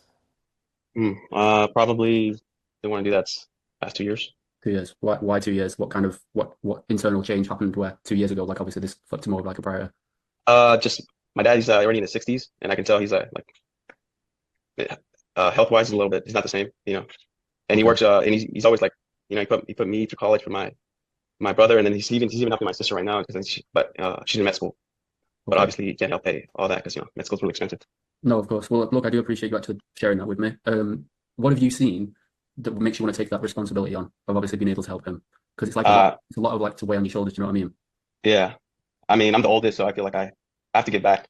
And he's always provided for us. So I was like, man, I need to step in. Can't just just worry about myself. No, okay. How old are you? 28. Okay, 28. And you've wanted that for the past 2 years. In your mind, why do you feel like it hasn't happened yet? If you've wanted this for 2 years, why do you feel like it just hasn't happened yet? I'm gonna be honest. Okay. Well, let's think about it, right? Because we all have like a purpose, right? A purpose of what we're trying to fulfill. With this purpose, if it's not about what we want, it's about what we're willing to suffer for, if that makes sense, the difference. The reason why we would overcome failures, push through risks, overcome obstacles or challenges. Do you feel like you've done everything that you could to actually fulfill that purpose, or do you feel like you could have done a little bit more on your end in the past 2 years? That is an absolutely excellent question. Does anybody know why it's a really good question for people that are a little bit higher than they actually think? Well, it pegs them back down to earth, makes them realize they're actually not shit compared to what they actually want to be. In a way, yes, but it's a question that allows them to be vulnerable without them feeling attacked in their sense of like, I'm always doing enough. It's a question of, do you feel like you've done everything that you could, or do you feel like you could have done a little bit more? Because then it allows them to be vulnerable in a way of like, oh, I probably could have done more actually. Okay, perfect. In what way could you have done more? Right. So it's not exactly attacking the fact that they are taking action in their life, but now they can be open and say, like, I've not actually done I've not actually done as much as I should have, if that makes sense. So it allows them to open up a little bit more. Yeah. In the past 2 years, I feel like what's stopping me from hitting those, like, because you're like, you've been doing it so long, people been million, already hit like $1 million a month, it's dropshipping and stuff. Not the $1 million month, I suppose. What stopped you from being able to retire? It's like, what, if we go like a layer deeper, like, what do you feel like internally has been happening that you could have been doing more? Well, what I think would help me make more money is just being able to hire better, or be able to delegate and be able to hire the people I need to be able to scale my dropshipping store. And be able to, I kind of feel like I got to do everything, and I need to hire people to do more stuff so I can focus on the big picture stuff. Have you tried hiring more or delegating more? Yeah, I've started to do that, but yeah, I just got to get over that, like, oh, I got to do it because no one's gonna do better than I can, and that sort of mentality. Or like being afraid to hire somebody because I'm gonna pay them all this money and then they're gonna not there we go. they're not gonna do a good job, and I'm just gonna waste the money, and then cool. So listen to him. Do a good job, buddy, because I'm gonna pay him all. Listen to his tonality right there when I pointed that out. Listen. That sort of mentality. Or like being afraid to hire somebody because I'm gonna pay them all this money and then they're gonna not there we go. They're not gonna do a good job, and I'm just gonna waste the money, and then. So how much more aggressive or like emotion there is in that? Okay. We go like the reason, obviously the biggest reason at the moment is like this limit, I suppose, like you could call it like a limiting belief, right? That's kind of hesitating you from getting to the next level. Now obviously to get from 100K month to $1 million month, do you believe you're gonna have to make some investments that you're uncertain around? Yeah. Okay. Yeah, definitely. Why do you believe that? Because it hasn't been the way I've been doing it as of now. It hasn't been working. Okay. Otherwise I would have already hit those high numbers. Sure. So the reason you haven't hit $1 million a month yet is because of what? Because of me. Because I won't delegate. I need to stop hesitating. I need to take bigger risk hiring people. Why? What do you feel like the hesitation is around? Is it the experience of like failure because obviously you've given up in the past and you don't want to have to do that again? It's basically spending all this money and then it not working out. And then I'm like, okay, well, I just spent all this money, and then, like the income is not like the same every month. So just kind of like worrying about like, okay, well, do you feel like that's a fixed mindset around you being able to progress, or is it a positive mindset? It's not a good mindset. I don't think so. It's a fixed mindset, right? Because it's like, yeah, it's your response to failure, because with failure, there's two ways you can respond to it. So you can have like a positive perspective where it's like, okay, I failed, but now this gives me the opportunity to learn so that I can adjust and actually understand what it takes to be successful. Mm-hmm. On the other side of Yeah. it, what I can do is I can let self-sabotage creep in. Yeah. It causes more self-doubt, it causes more discouragement, and then ultimately all that happens, you just end up sabotaging your whole purpose. What do we need to change so that you can actually get to $1 million a month or even get to where you want to go and actually retire your parents? What do we need to change? Basically, my mindset. I need to stop limiting myself. What happens if you keep limiting yourself? We'll stay where we're at. You won't be able to progress, hit the goals that I want to hit. Why don't you want that? Why don't I want to? What do you mean? Why don't you just want to stay where you're at like most people do? Oh, no. Because if I want to do that, I've just gone stayed in my 9 to 5, stayed in my corporate job, just doing that forever. But even now, why wouldn't you want to stay where you're at now? Obviously, you've made a shift to an online business, so you have some level of freedom, right? Mm-hmm. So you're not in the worst case scenario, but why wouldn't you want to stay in the position you're at now? Oh, because I don't have the luxury where I can just help, like I said, help my parents. Like I would love to be like, hey, give my sister, hey, here's 10K for, 1 semester of med school, and then help my dad. I mean, he has it's the only way he's gonna retire. He pays off because he owns a couple properties he's renting out, but they're not paid off. So I'm like, hey, we could pay this one off. You don't have to work too much. Help him pay off. Go ahead. How would it feel if you were to continue limiting yourself, right? And let's say another 9 years goes by, and that was still the case, because if your dad was 60, correct? He's 61. Okay, 61. So let's say he's 72, for example, 71, and you're still in this position of experiencing what he's experiencing now. At that point, because you've limited yourself, how would that feel that you allowed that to happen just because of these limitations? I'd be disappointed in myself, to be honest.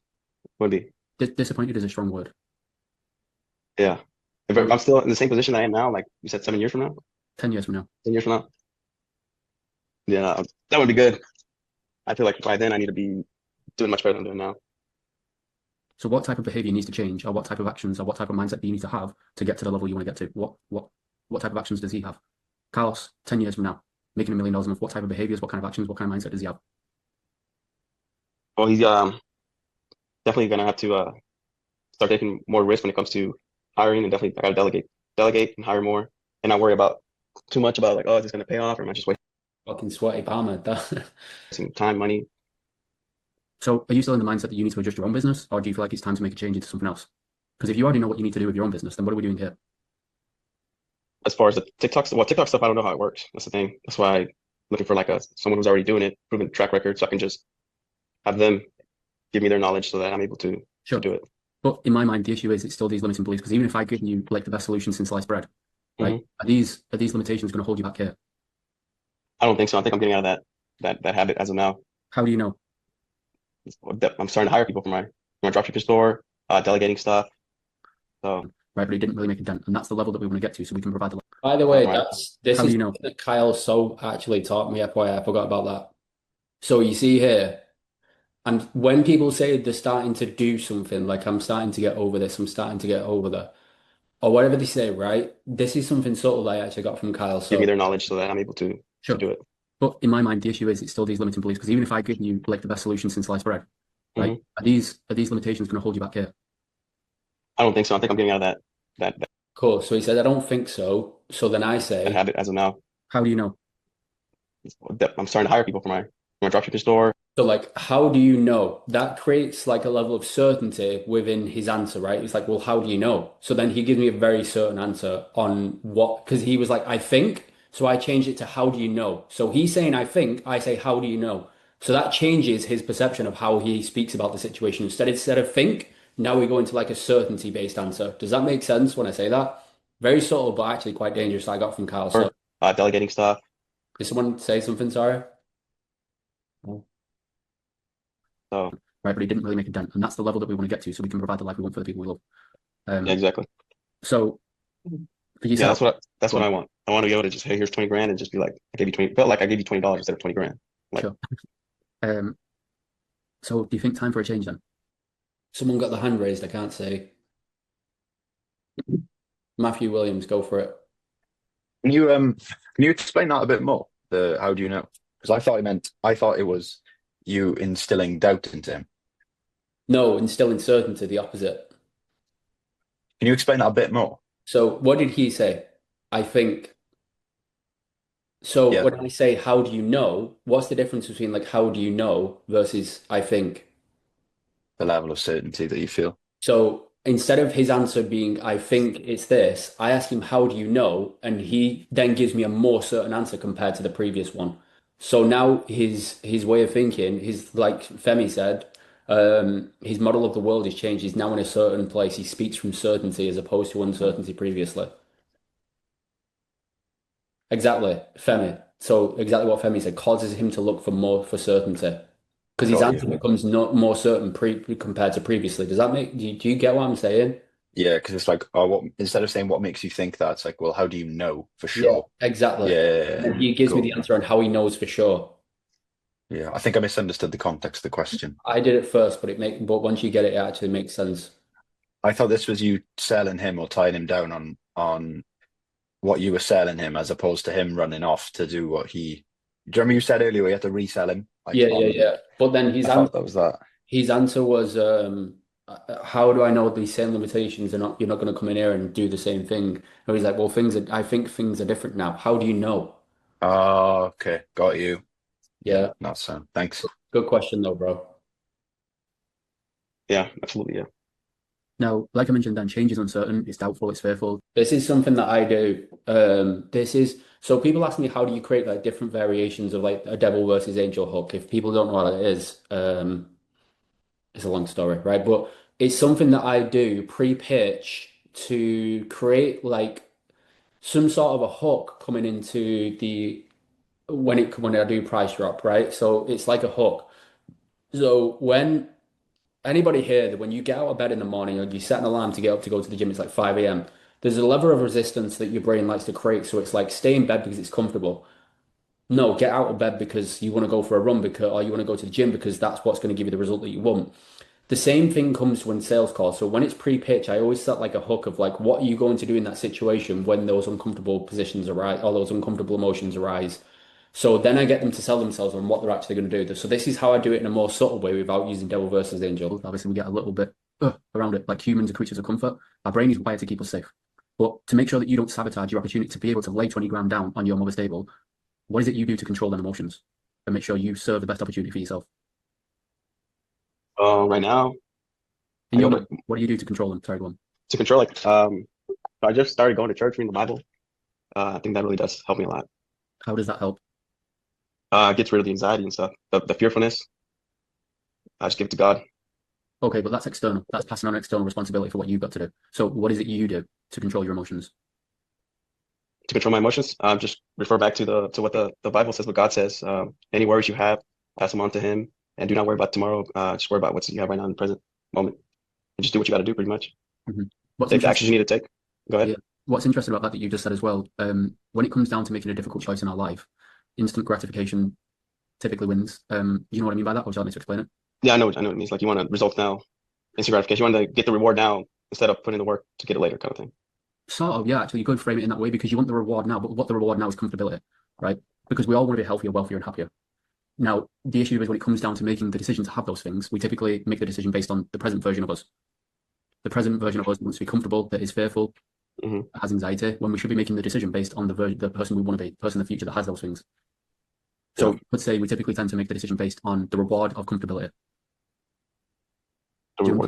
Yeah, does that make sense? Like it's more rewardful for us to experience comfortability in the moment than it is to take action on what we want.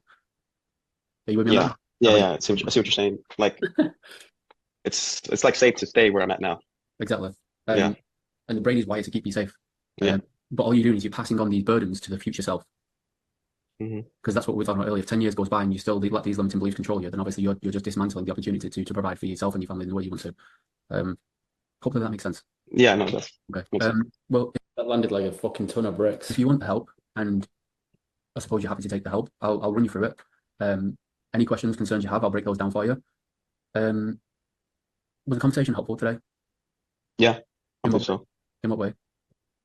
Just talking about like what's going on inside my head, pretty much. Sure. Like getting them out in the open. Sure, good stuff. The way this works, it's like you shared with me earlier. You're just unsure on the best kind of products you want to put out there. I invest a lot in mindset. So if I can help other people break their limitations, I'll allow them to have success. Like I said, I make sure I stay in contact with all my guys, keep me updated, because that fills me with fucking joy, bro. Yeah, brother. We're gonna make it happen. Yes, we are. At the end of the day, you can only make it happen with people that actually have the desire to make it happen and not just be the guy that talks. Cool. So I said that on purpose, right? So I said that on purpose, not just be the guy that talks, because he talked a lot previously about who he was in the beginning, right? Now, what was the word that he mentioned when I told him he was sharp? How did I rub his ego earlier on in the conversation? Cool. Resistant. Yeah, I'm persistent. So Actually have the desire. So this is as we're going through the payment, right? Watch how he fights against his identity here. Watch this. Okay. You can only make it happen with people that actually have the desire to make it happen and not just be the guy that talks. yeah, I'm persistent. So, and I mean, He just fell into his own shit. Not just be the guy that talks. Yeah, I'm persistent. So that happened at the front end of the call, and he just fell straight into it as he's going through payment, and then he just basically pays in full.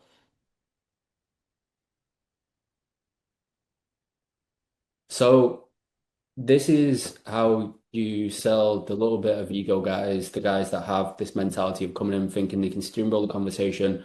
You have you have to be sharp. You have to be confident. You have to have conviction in who you are as a person, the way that you speak to them. And you have to believe there is a better situation for the person than they're experiencing now, no matter what level they're at. That this guy perceives himself as being at the 100K version of him. He wants to be at $1 million a month. So I'm going to hold him to that standard. And just that little subtle ego rub in the start of the call is exactly what he fell straight into. He was like, yeah, I'm persistent, and just went through the payment straight after that. So there you motherfucking go. Any questions on that? Because I can't actually see hands raised. I have a question. Go for it, Daniel. The first time he mentioned that he was persistent and that he doesn't give up. But then literally like a minute or two later, he said that he stopped with econ for a year and a half because he was failing. Would you have would you challenge that, or do you think it's a bit too early? So the idea that he sees himself as persistent, but then gave up on econ. Is that what you mean? Yeah. I suppose in some ways you could, but then given the type of personality, I think being careful of what he's going to combat, if that makes sense. What is he going to fight back? If he fights back on it, yeah, then you just then end up in a combative call of him constantly trying to fight you because then it's kind of like an incongruency to himself, right? Then because he's kind of lied to himself, and then it creates a level of shame, or it creates an uncomfortable moment for him where he's trying to again fight for it back. I don't know. It's a good question actually. I probably could have, but then it's also I allowed him to play into his own shit. Yeah, that's what I got from that is you're allowing him to sit in that thought of where he still is persistent and that he doesn't give up. So yeah, maybe that gives you a bit of more leverage later on in the call. That's a good question though, bro. Genuinely, it's good that you actually notice that. It's important that you notice that as well, because that will help you in further calls that you go to. Do you know what I mean? Yeah. Good awareness, bro. Genuinely. You bade. Go for it. Mine was going to be similar to Daniel's, but the question was, when someone does come with ego on a call, how do you balance bringing them down to explain to them you're not where you want to be, but also maybe empowering them towards the end of the call to take the step? How do you balance that, or is it just depending on the person? You literally just watched it live. Yeah. You literally just watched that same conversation that you want to have live, but it's very person dependent, right? Who you're speaking to and how they want to be spoken to. A sales conversation will never ever be the same, but your skill set is being able to adapt between each and every prospect and how you speak to them. For example, I made a reel today about some guy saying you should never ever drop price before you tie them down, and I just thought, says who? Why not? I used to close 50K deals, and within the first 5 minutes, I was telling them that the price is 50K. Why the fuck are you so afraid of telling the price? Some people might actually want to just hear the price, but at least you can adapt in that conversation. And then if the price becomes a problem, then you know that your objection handle is somebody's mentality around money. Does that make sense? Yeah. But every conversation is just adaptable, bro. It's a difficult question to answer, but your skill set is what gives you the adaptability to be able to move from different places in convo to be able to have those those combos. You with me? I know it's a bit of a weird answer, but And it's does that come with experience and like taking more calls and 100%, stuff? 100% that comes with volume. We'll take speaking to more people, and you'll build that awareness. Awesome. Yeah. Enzo, handsome bastard, go on. I've got quite a nuanced question. Would you say in this case persistence is his ego, or it's more of like his identity and the story he lives by? The story he lives by. Would that change how you react to certain parts of the call? Give me an example. I don't know. That's what I'm asking. In what sense? Because like in my opinion, like ego is defensive, right? It comes from a point of like identity is like it's not surface level. It's a little bit deeper. It is. It's deep in so many ways, and it's usually how people will perceive themselves to be. So, for example, the reason I said that at the end is like not just be the guy that talks, is because it will be easy for him to fall into that of like, oh, you know, I can speak about all my whole situation about how I've done this in Shopify, how I've done this, and because I did it that way, he then fought back against that and said, I'm not that guy, I'm persistent in a way. So it's like how he perceives himself to be, he then aligns with those same actions. And it's, I believe, I can never pronounce the word, but it's cognitive dissonance when people don't align with how they can't go against how they see themselves. So the conversation that we just had there fits the bill really well for him to fall into the sale in a way. Are you with me? Yeah, it's also, I think that's in the end that's why he buys, because he really identifies himself as persistent. Like that's the story he tells himself. Yes. Whereas ego you can break far easily than identity. So he really feels strongly about it, so he has to do it. There's also a part in that call, and there's also a part in that call where he doesn't want to delegate because he doesn't want other people to interfere with his business and affect it. That's also a part of an ego that can actually destroy businesses. So when you experience or you speak to a business owner on a call that wears all the hats, he's actually part of the problem of the business that he doesn't see. That is an ego thing that you actually have to tear apart. So that's his ego saying like, I have to wear all the hats because nobody can do the job better than I do. So that's actually an ego. That's how people speak about, that's how an ego comes into a conversation, subtly. Whereas an identity, like for him, for example, it was like you said, like the story that he tells himself, and that's how he falls into that story. Yeah. Like creates that alignment. Because like Go on. quitting would hurt his image properly, because he's been telling himself this for years probably.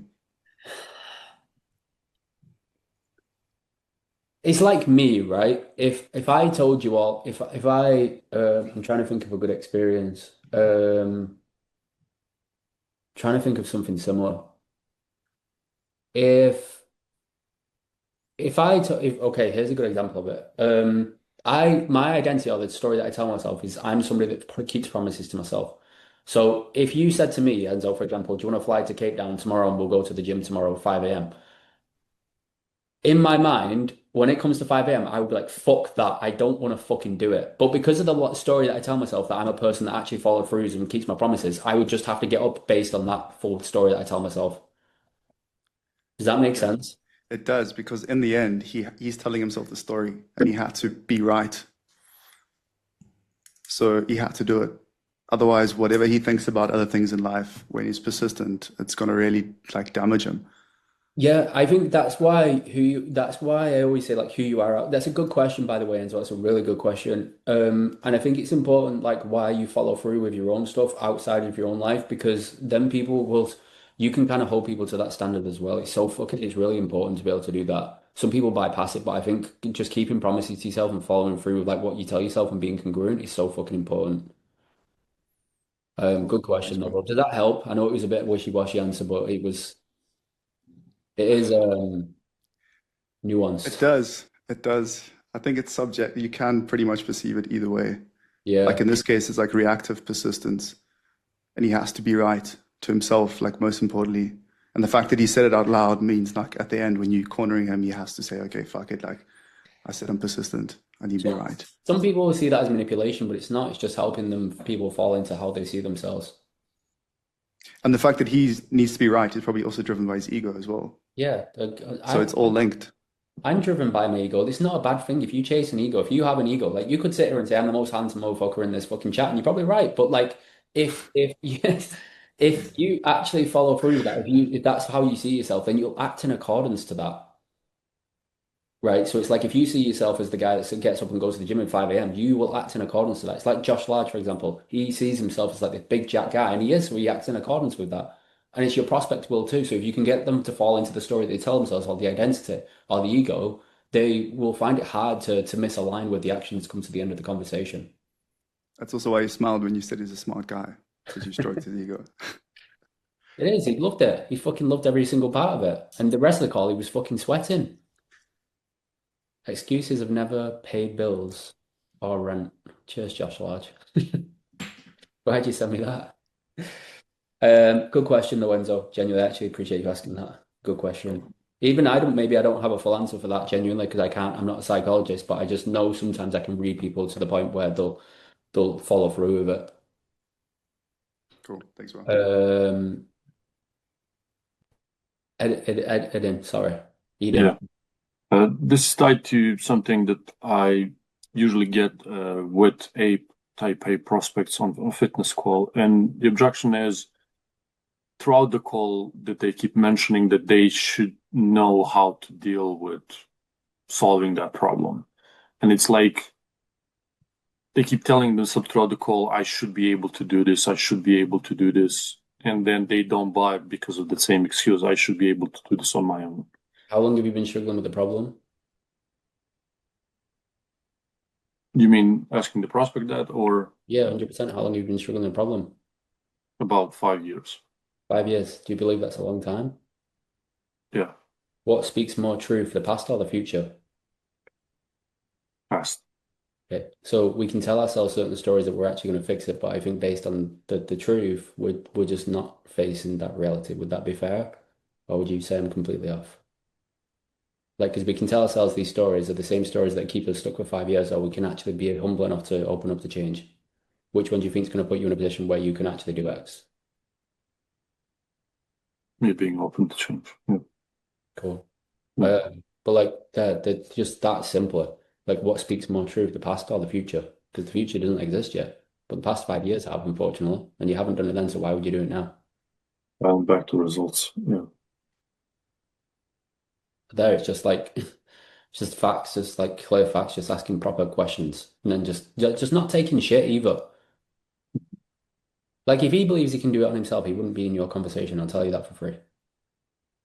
Yeah, obviously. But what's important though is right. Okay, for everyone, I know I probably mentioned this on the last meeting, but prospects will tell you everything that they want to hear, that you want to hear, that you think is good to hear until the decision is on the line, because the real version of them will always be exposed when it's time to actually make the change. So just be wary in all your conversations. It's important to kind of get the reality of the situation in the front because the real version of them will always be exposed. So always be ready for that and don't think everything that they tell you is the actual truth because the lies will always come out in the end. So just be very skeptical. Be more skeptical of your prospects than they are of you. You got money in the line, they don't. I wanted to show you this one as well. I did actually have another one from Ianu. But he's in Tulum. A lot of the STS community have already seen this, I believe. If you've not,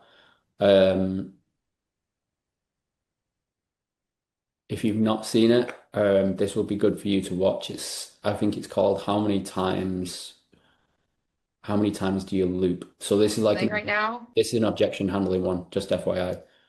So I'll put it on 1.5 so you can actually see it. This is really good, I believe. Like I absolutely think. Just FYI, this is for a sales influencer who Ianu smoked every single sales rep that he had on his offer.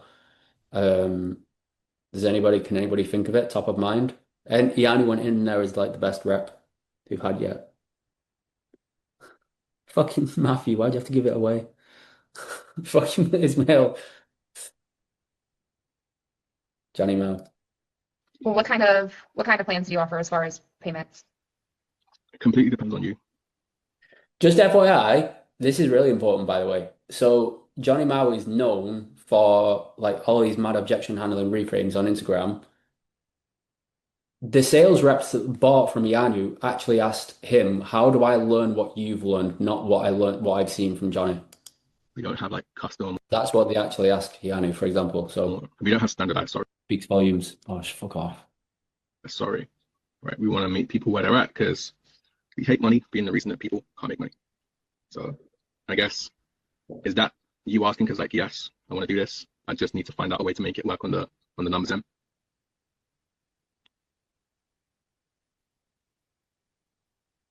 I don't know. Like I'm not feeling like 100% like, yeah, let's go, let's do it. And I feel like I should be having that type of feeling right now. Like I absolutely think that it's going to be beneficial, and I like that this is an offer where there's already people working and doing this in addition. And I know that it would make me so much better. I don't know. I don't know where my hesitancy is even coming from.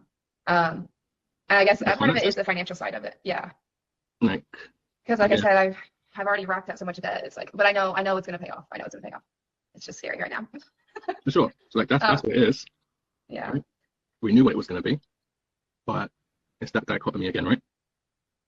One of my first mentors before Johnny, he was probably one of the best salespeople I know. He told me this phrase when I was going through a rut. Like it happens with sales, you know. I maybe went like a couple of days without closing a deal. I was feeling like I was the worst salesperson in the world. It was quite early on in my career. And I had left a cushy little law job, right? So I was making good money, or like decent money for most people my age at the time. And I was starting to consider whether sales was going to be worth it or not because of the whole commission thing. I was like, hey, it's going to be inconsistent. It's going to be up and downs. I'm never going to have certainty. And this rut is just proving all of that. What he told me that completely reframed me, just my way of thinking, was you'll always be as good as you say you are. Like, can you understand the depth behind that? Yeah. It's like you get to choose who you're going to be through your actions, right? So for you, like, just to remind you, like you getting into sales, like who do you want to be? Yeah. I want to be like that sales boss. I want to kill Why is that it. important though? Why is that important for you? Because what's the point of doing anything half-assed?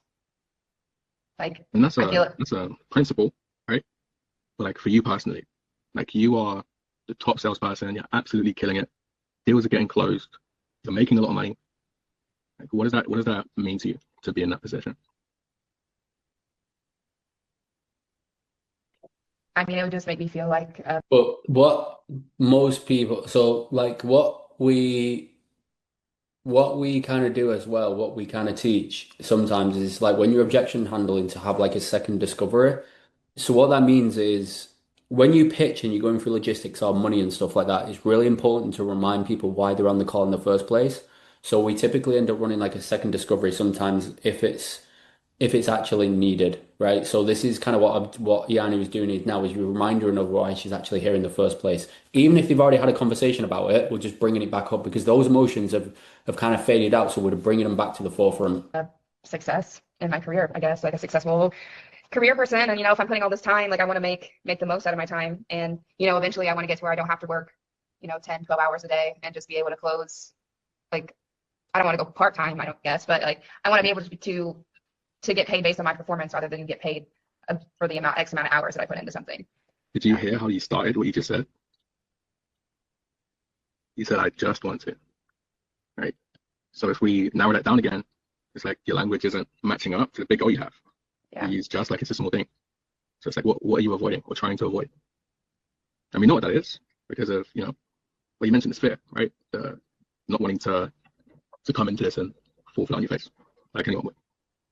But for you, who we just described, who's making the money she wants, who's living up to the standards that she knows she can be, how do you think she responds to fear? She just does it anyway. So what do you need to do? Yeah, I need to do it. Okay, so I guess let's talk about next steps then. You sure? No, I'm not sure. I'm not. I feel really pressured right now, and I think I just and this is a lot. Like, yeah, I'm literally gonna cry on the Zoom That's call. all right. Like, You can take a minute if you need to. it's a lot to process because I want to do it really bad, and I know that I could be good, and I could see that for myself, but it's like I don't know if it's the right decision right now. Because I feel like I could probably just trust myself and just run with it. but it would be super helpful to have like that extra support and stuff. But like, there's just so much uncertainty around everything right now. Like, what if this offer just like falls flat, or I don't know. There's a lot of fear.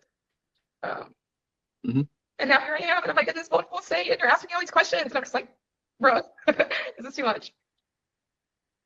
I think I just need some time to process it all, because I'm feeling pressured right now, and I don't like it. I understand. Do you hear, like, do you understand where I'm coming from though?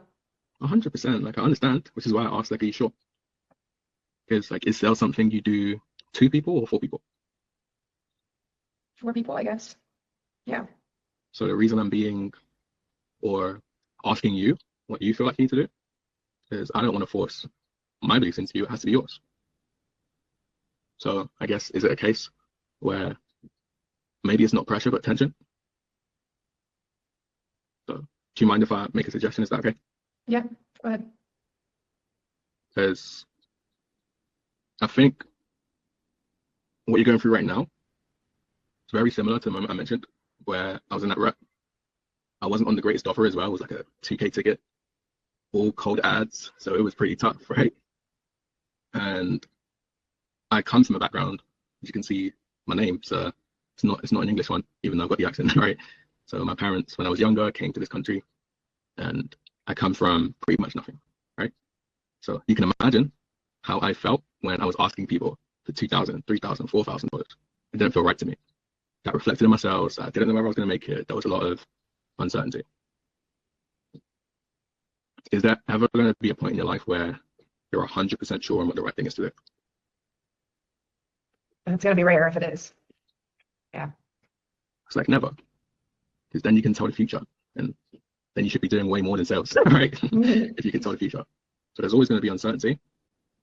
Like, one of our mentors told me, like, hey, you know, you could walk outside tomorrow and there's a possibility, even though it's a small one, of you just getting like run over by a car the moment you take your first step out the door. He was like, does that mean you never go outside? So, of course not, because that'd be silly. So is it about like what's guaranteed or what puts us in the best position to get to where we want to go? Yeah. So it seems like, and please do correct me if I'm wrong, it seems like you're in a position where you know that getting some training, getting some help over the next couple months, not only to make sure that you're selling the best you can at this point in time, but also making sure that, you know, worst comes to worst, you have a bunch of offers to go to, that you feel that, hey, like, do you feel like that's going to put you in a better position, like overall, than you are right now? Yeah, for sure. Yeah. So is the uncertainty just going to be a given and something that we have to stomach so we can get different outcomes? Mm-hmm. So are you willing to do that?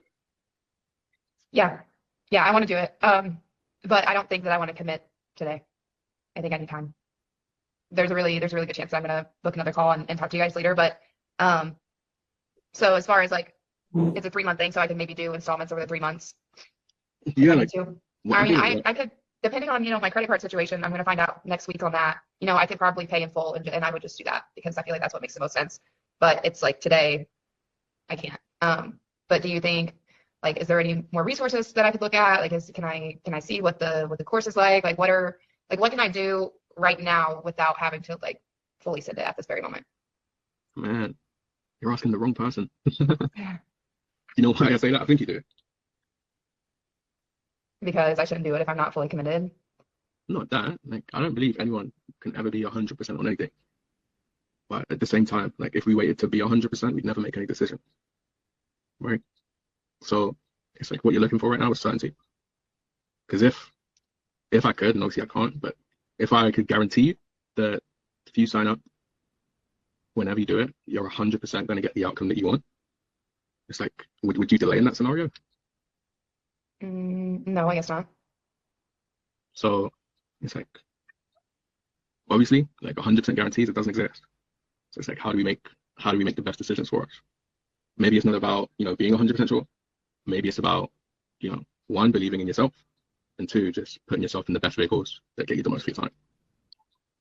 So if you genuinely believe those things, which you said you do, yeah, table shaking, what's coming up for you that makes you want to delay? Well, I just told you it's the financial part of it. So if that was figured out, we could at least, or do what you feel is the best decision for you.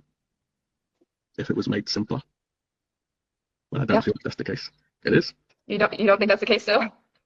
I mean, like I sense a lot of fear, and that's completely fine. But it's just a matter of if you're willing to step through that. If you're willing, then 100% sure I can figure out something for you. But it has to come from the willingness to. Like, are your goals and everything you want to achieve, are they worth you like getting uncomfortable for? Yeah, I think we need to wait. I think maybe I need to start and at least have an idea of what I'm getting myself into before I try to bite this off too. Because there could be, like, I could get into this and I could be perfectly fine and do really well, and maybe I'm just not believing in myself for that. Or maybe I'll start and I'll get a week into it and then I'll get a feel for what it's like, and then I could be like, yeah, I totally want to take on this extra training. It's going to take me to the next step. It's all going to be great. But right now there's just, I can't commit today. There's just no way. So that's I'm just going to leave it at that. I need to figure it out first, or at least somewhat. Do you know Because what like you said, like the this difference- is more for people who are already on offers. And if I'm not even, I mean, I guess the pro would be that I could go ahead and I don't start. believe I said that. Well, that's We what have people yeah. that, I don't believe I said that. We have people that come in from, like bartending jobs, that come in, get the training, get an offer, and they go kill it. But do you know what the difference between being nice and being kind is? No. Like being nice, okay, like if I'm at a party and I want to go talk to maybe some girl that I like, and my breath stinks, right? My friend, if he was being nice, that, hey, you're a good man, go talk to her, right? But if he was being kind, he'd say, bro, your breath kicks. If you go over there, you're gonna absolutely ruin your chances. So it might hurt, but like it's the truthful thing to say because it comes from a place of care, right? Are you okay with me like telling up the kindness a little bit, Yeah, go ahead. right? So when you get on your sales calls, right, you're gonna come up with people that give you objections, like all the time. It's like to think about objection. Do you feel like it's a rational thing, No, it's not irrational. right? Same with like I don't know, it's not really an objection, but like the time objection. Like it's not a good time right now, right? Like if we believe those things as salespeople, what are the chances that we're able to overcome them? So what separates like the best of the best from the people who are like mediocre or average is congruency. The objections you get are always going to be the ones you give. Like if you're giving me this objection now, like how do your chances fare when someone else gives you it? How are you going to have the conviction, the confidence to say that that's not the best thing for you if you truly want to help them? Yeah, I hear you on that, but also it's not the same thing. Right? It's like what I just mentioned, right? There'll always be ways you can rationalize your way out of like doing what you know is best for you. Yeah, yeah. So it's like, is it about it being this exact same situation or the principles? It's the principles. Yeah. It's like I would be doing you a disservice genuinely, because that's something you do for people, to let you think that you'd be in a better position without getting more help, right? Because at least logically speaking, we want to give ourselves the best chances, right? I'm sure that's what you want for yourself. Yeah. But it has to come from like a commitment. So whether you choose to go with this or not, like let's just take that off the table for a second. Are you truly committed to like becoming who you want to become and doing what you need to do to get there? Yeah. So Yeah. in this situation, not what you want to do. What do you need to do? I need to invest in more training, I guess. I mean, I think it would be, I think it's going to be super helpful for me, and it's going to give me more, like you said, it's going to give me more conviction in what I'm doing and more confidence in my selling. And like, I just really want to get to the point where I'm just like embodying this rather than performing it. And I think that this would help me get to that point. So yeah. Because need I don't know. to decide. Right. It's like, I don't know, like whether you appreciate like how hard I'm going right now, right? But for me, my priority is helping. It's not sales tactics. It's not, scripts or anything. It's just who I am. I know that if I let you think that, hey, maybe this isn't it, maybe things will work out, and that's something you continue to think, it's not going to serve you. And that's the standard you have to hold your prospects to. Like when they tell you it's not the right time, if you let them think that, you're doing them a disservice. Because you have the best product that can help them save time, money, so they can live their lives in the way they want to. And I'm only doing this because it's what you want to become this person. So if you want to become that person, you have to commit to the actions. like the financial side of things, we can always figure out, like, are you ready to fully commit to becoming that person? Yeah. Yeah. The last time I asked this, it didn't go well, but are you sure? Yeah, I'm sure. I want to do it. Okay. So look, I don't want you stressed out or having to eat rations because you've invested a ton of money that you don't have, right? So like, what would you be working with that you're able to like use at the moment? Peace. Easy. So, like, sorry, that's the first time I've actually ever watched that myself, so I actually wanted to sit there and watch that. But I think it's really like I'm gonna repost this so a lot of you guys can go back and watch it, but there's a ton of shit that you can watch from that. Like really valuable stuff that you can sit there and watch. And it just shows you if you actually stay in the pocket, people will actually turn over. Just because they give you objections does not mean it's a no. There is ways if you've got the skills and you've got like the understanding to be able to adapt in the conversation, like you can fucking get deals over the line. So an objection is not a no. So just remember that every single time. Okay, so that's actually the first time I've watched that. Yeah. All right.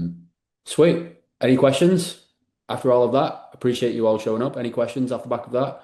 Daniel Devorin, you haven't said much.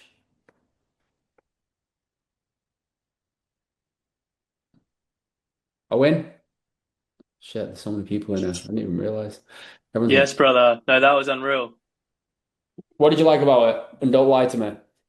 It was I've been learning a lot about like identity selling recently, like the psychology behind it, but it's how you guys are doing the identity sales, but also with a really strong frame, as opposed to using it in a fluffy manner. You're using it in a way that's actually serving them. Very good. And I think that's where I'm probably cocking up some of the deals. So Good stuff. What do you sell now? trading offer. So Oh, do you? Easy. Traders there we are go, man. easy. Traders are so easy. Because it's like the psychology of trading, isn't it? Like the psychology Yeah. of trading is like if they're scared to make an investment to actually learn the skills to have profitable trades, then if they okay, so here's the thing: if they actually have fear, if they're using demo accounts and stuff like that, the first association there is like their relationship with money, because they're probably all the likelihood is they're uncertain around putting live money on the table because they have like a bad relationship with money. So that's also going to reflect into the end of the call when they have to make a decision to make an investment. So like that's how you sort of start to align certain traders with like their behaviors and mentality towards the end of the call as well. So there's a lot of Yeah. psychology you can play with traders massively. It's a fun game trading. Yeah, it gets right into the root, where it just goes like, what's the root cause question, like early doors, and it gets them into their pain, like fear, all the rest of it, quite early on. So, but yeah, I've recently been learning the identity stuff, so it's good to see how you guys are doing it as well. Yeah, okay, here's something funny. I've sold identity for like nearly a year and a half before I was just doing it naturally without even know what I was doing. Now all of a sudden it's become like this massive thing and limitations have all of a sudden just started becoming this massive thing as soon as I started elaborating on it. I think Kyle Sow is the only other person that I know of that has ever actually done it, and so now everybody does it. But so many people, what you've just said there is like, see how we do it, because most people are just kind of doing it the fluffy way, and I see it all the time. It's like, oh, what would the version like? That's so old and so outdated. People have heard it, so it's like, how can you do it into a more advanced level that people haven't heard and they haven't got so much resistance to, and it actually helps them see the problems from a different perspective. So that's really good. How long have you been in sales? 2 months Oh, or really?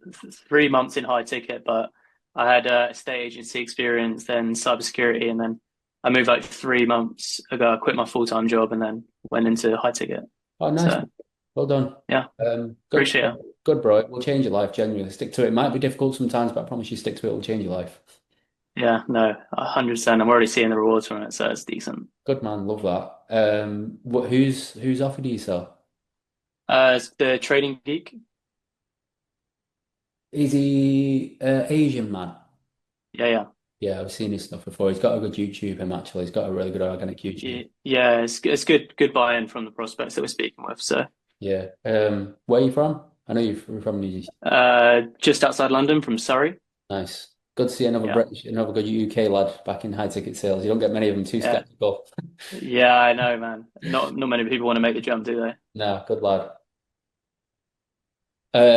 Anybody else? Daniel Devorin. I don't know how to pronounce your name. I do apologize. You've been quite quiet. Who else here has been quite quiet? Jason, you're always quiet. What's up with you? Ah, I mean, that's like the fifth time I've watched that call, so yeah, pick up something new every time. To be fair, that's actually the first time I've ever watched it. Dude, it's so fire. Yeah. It's so What? Any other questions on based on everything that we've just been through, or any insights that you've taken away? In fact, that's a good question. Has anybody taken away anything from this full call or any sort of valuable things? I know Owen said he's been able to see different perspectives on identity.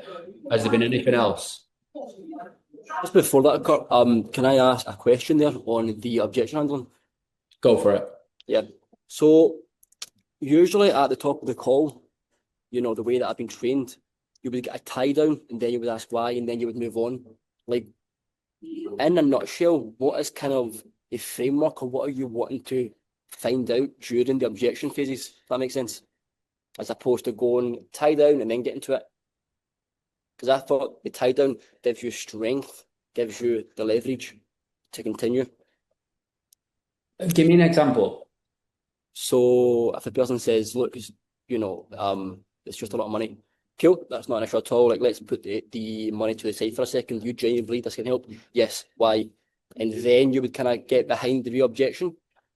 But Yanni, unless he did get a tie down and I just missed it, but he just went straight, almost like a second discovery. It depends, right? So I sometimes do it. I sometimes do it before I go through next steps. So let's say I've tied off the clothes. Like, any questions? No. Do you feel like that can help? So, like, do you have any questions? No. Do you actually feel like that can help? Yes. Okay, cool. Naturally, next steps, we can go into X, and then they'll probably give me an objection. Sometimes if I do that, I've done it once, I won't do it again, or sometimes I will. But I don't always do it. So for Yanu, for example, he might have done it before he dropped price and then just went straight into objection handling. Right, that makes sense then. Because it's like asking the same question twice. Exactly. Back. You can ask it again, just like, well, okay, if you get further into objections, it's kind of like, okay, I know I mentioned this before, and look, I know there's no crystal ball, but do you actually feel like this can help? Because otherwise, there's no point in you putting time distance between it if you actually don't. So there's ways you can phrase it differently if you want to ask it again. I don't usually always ask it, but it's good just to kind of tie down like a belief of like, yes, it can help. It's like kind of like confirmation to objection handle. Can this help? Yes, okay. Permission to objection handle. On top of that, what we've been learning a lot is, yeah, you do ask about how this can actually help you, but then you say, like, what does it actually mean to you? And then you bring it back to who they are as a person. And then you kind of ask, okay, what do you need to do then? And you're diving into it even deeper at that point instead of kind of looking past it. But you're making it more deep and identity level, that tie down, essentially, if that makes sense. You mean the difference, and then the importance? Yeah. Sequence. Yeah, the difference, the importance, like, what does that actually mean to you? What do you need to do? Fuck, we can't give away all the sauce, Jason. Fuck. Fuck, my bad. Never mind. Remove it. Bro's giving it all away. Never mind. I didn't say that. Tie down every time. No, like, that's helpful and it makes sense now. So, like, you ask, do you have any questions? Do you think it'll work? Yes, why? And then you'll go into it. Okay. And it makes sense now, man.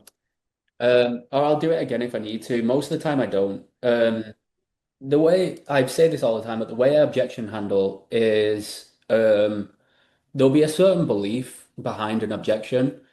If I get that belief, my main focus is just to like eliminate that full belief system before they come into the program.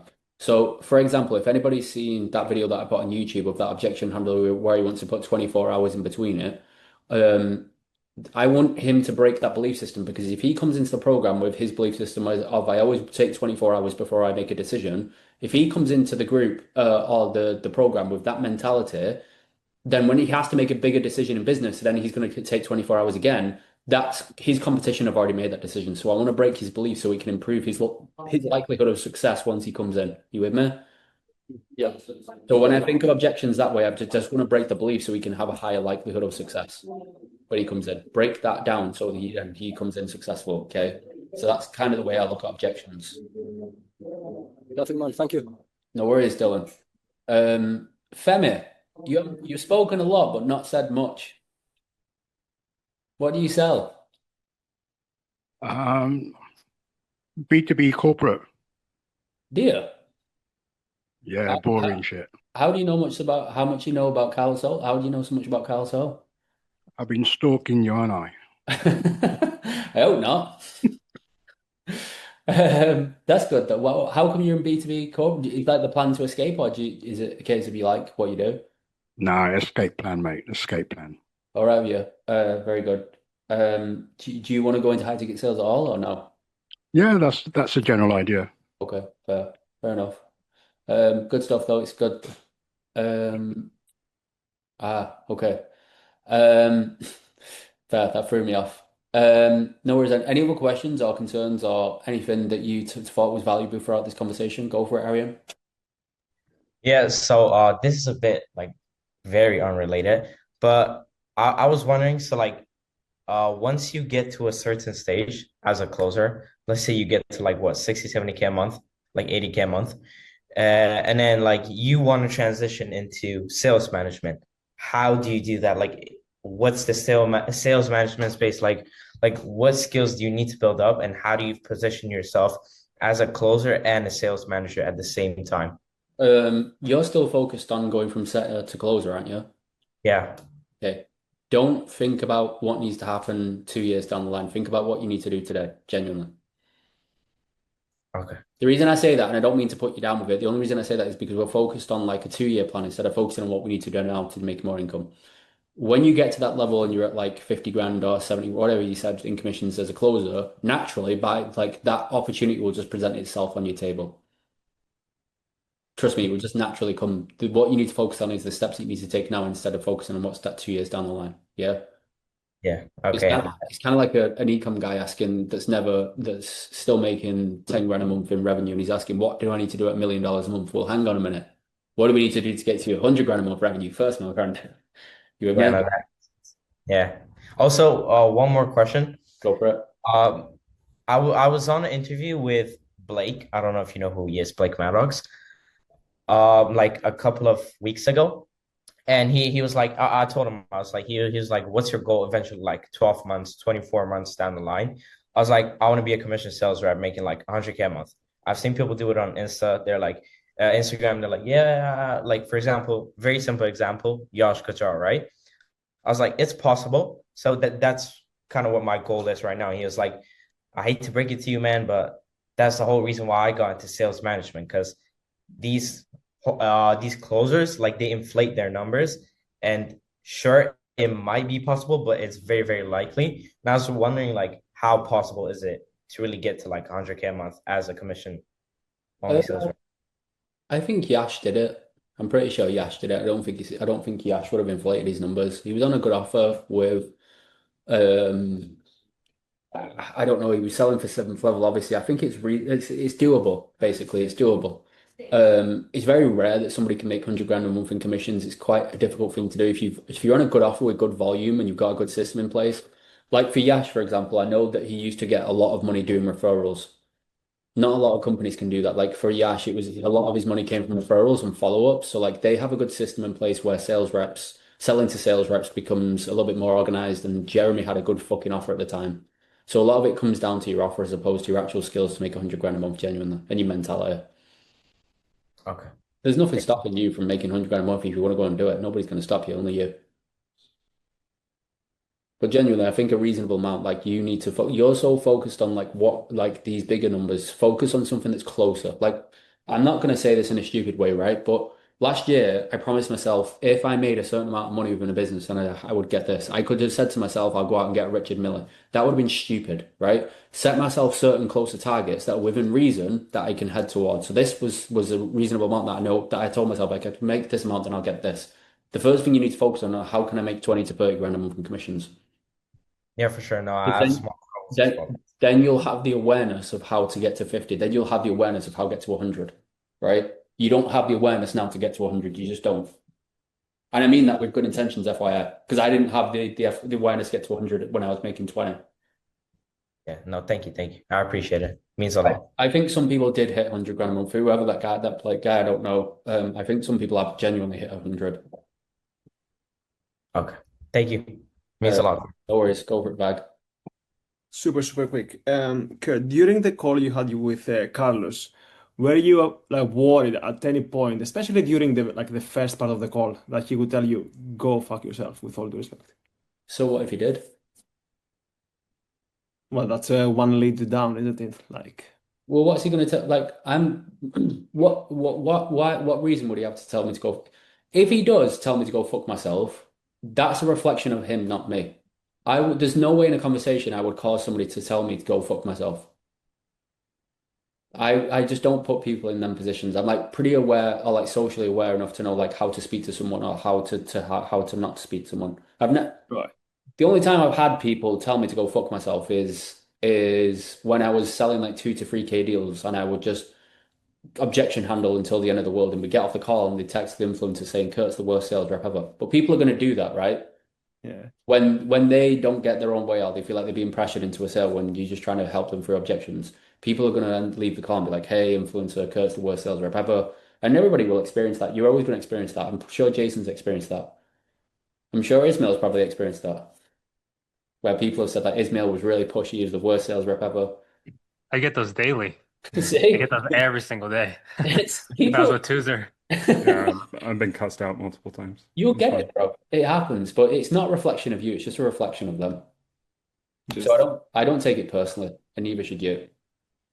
appreciate that. Thank you. No worries, bro. We've all had it. It's just part of the job. You just have to fucking put up with it. Kurt's the worst sales rep I've ever experienced. Get him off your team.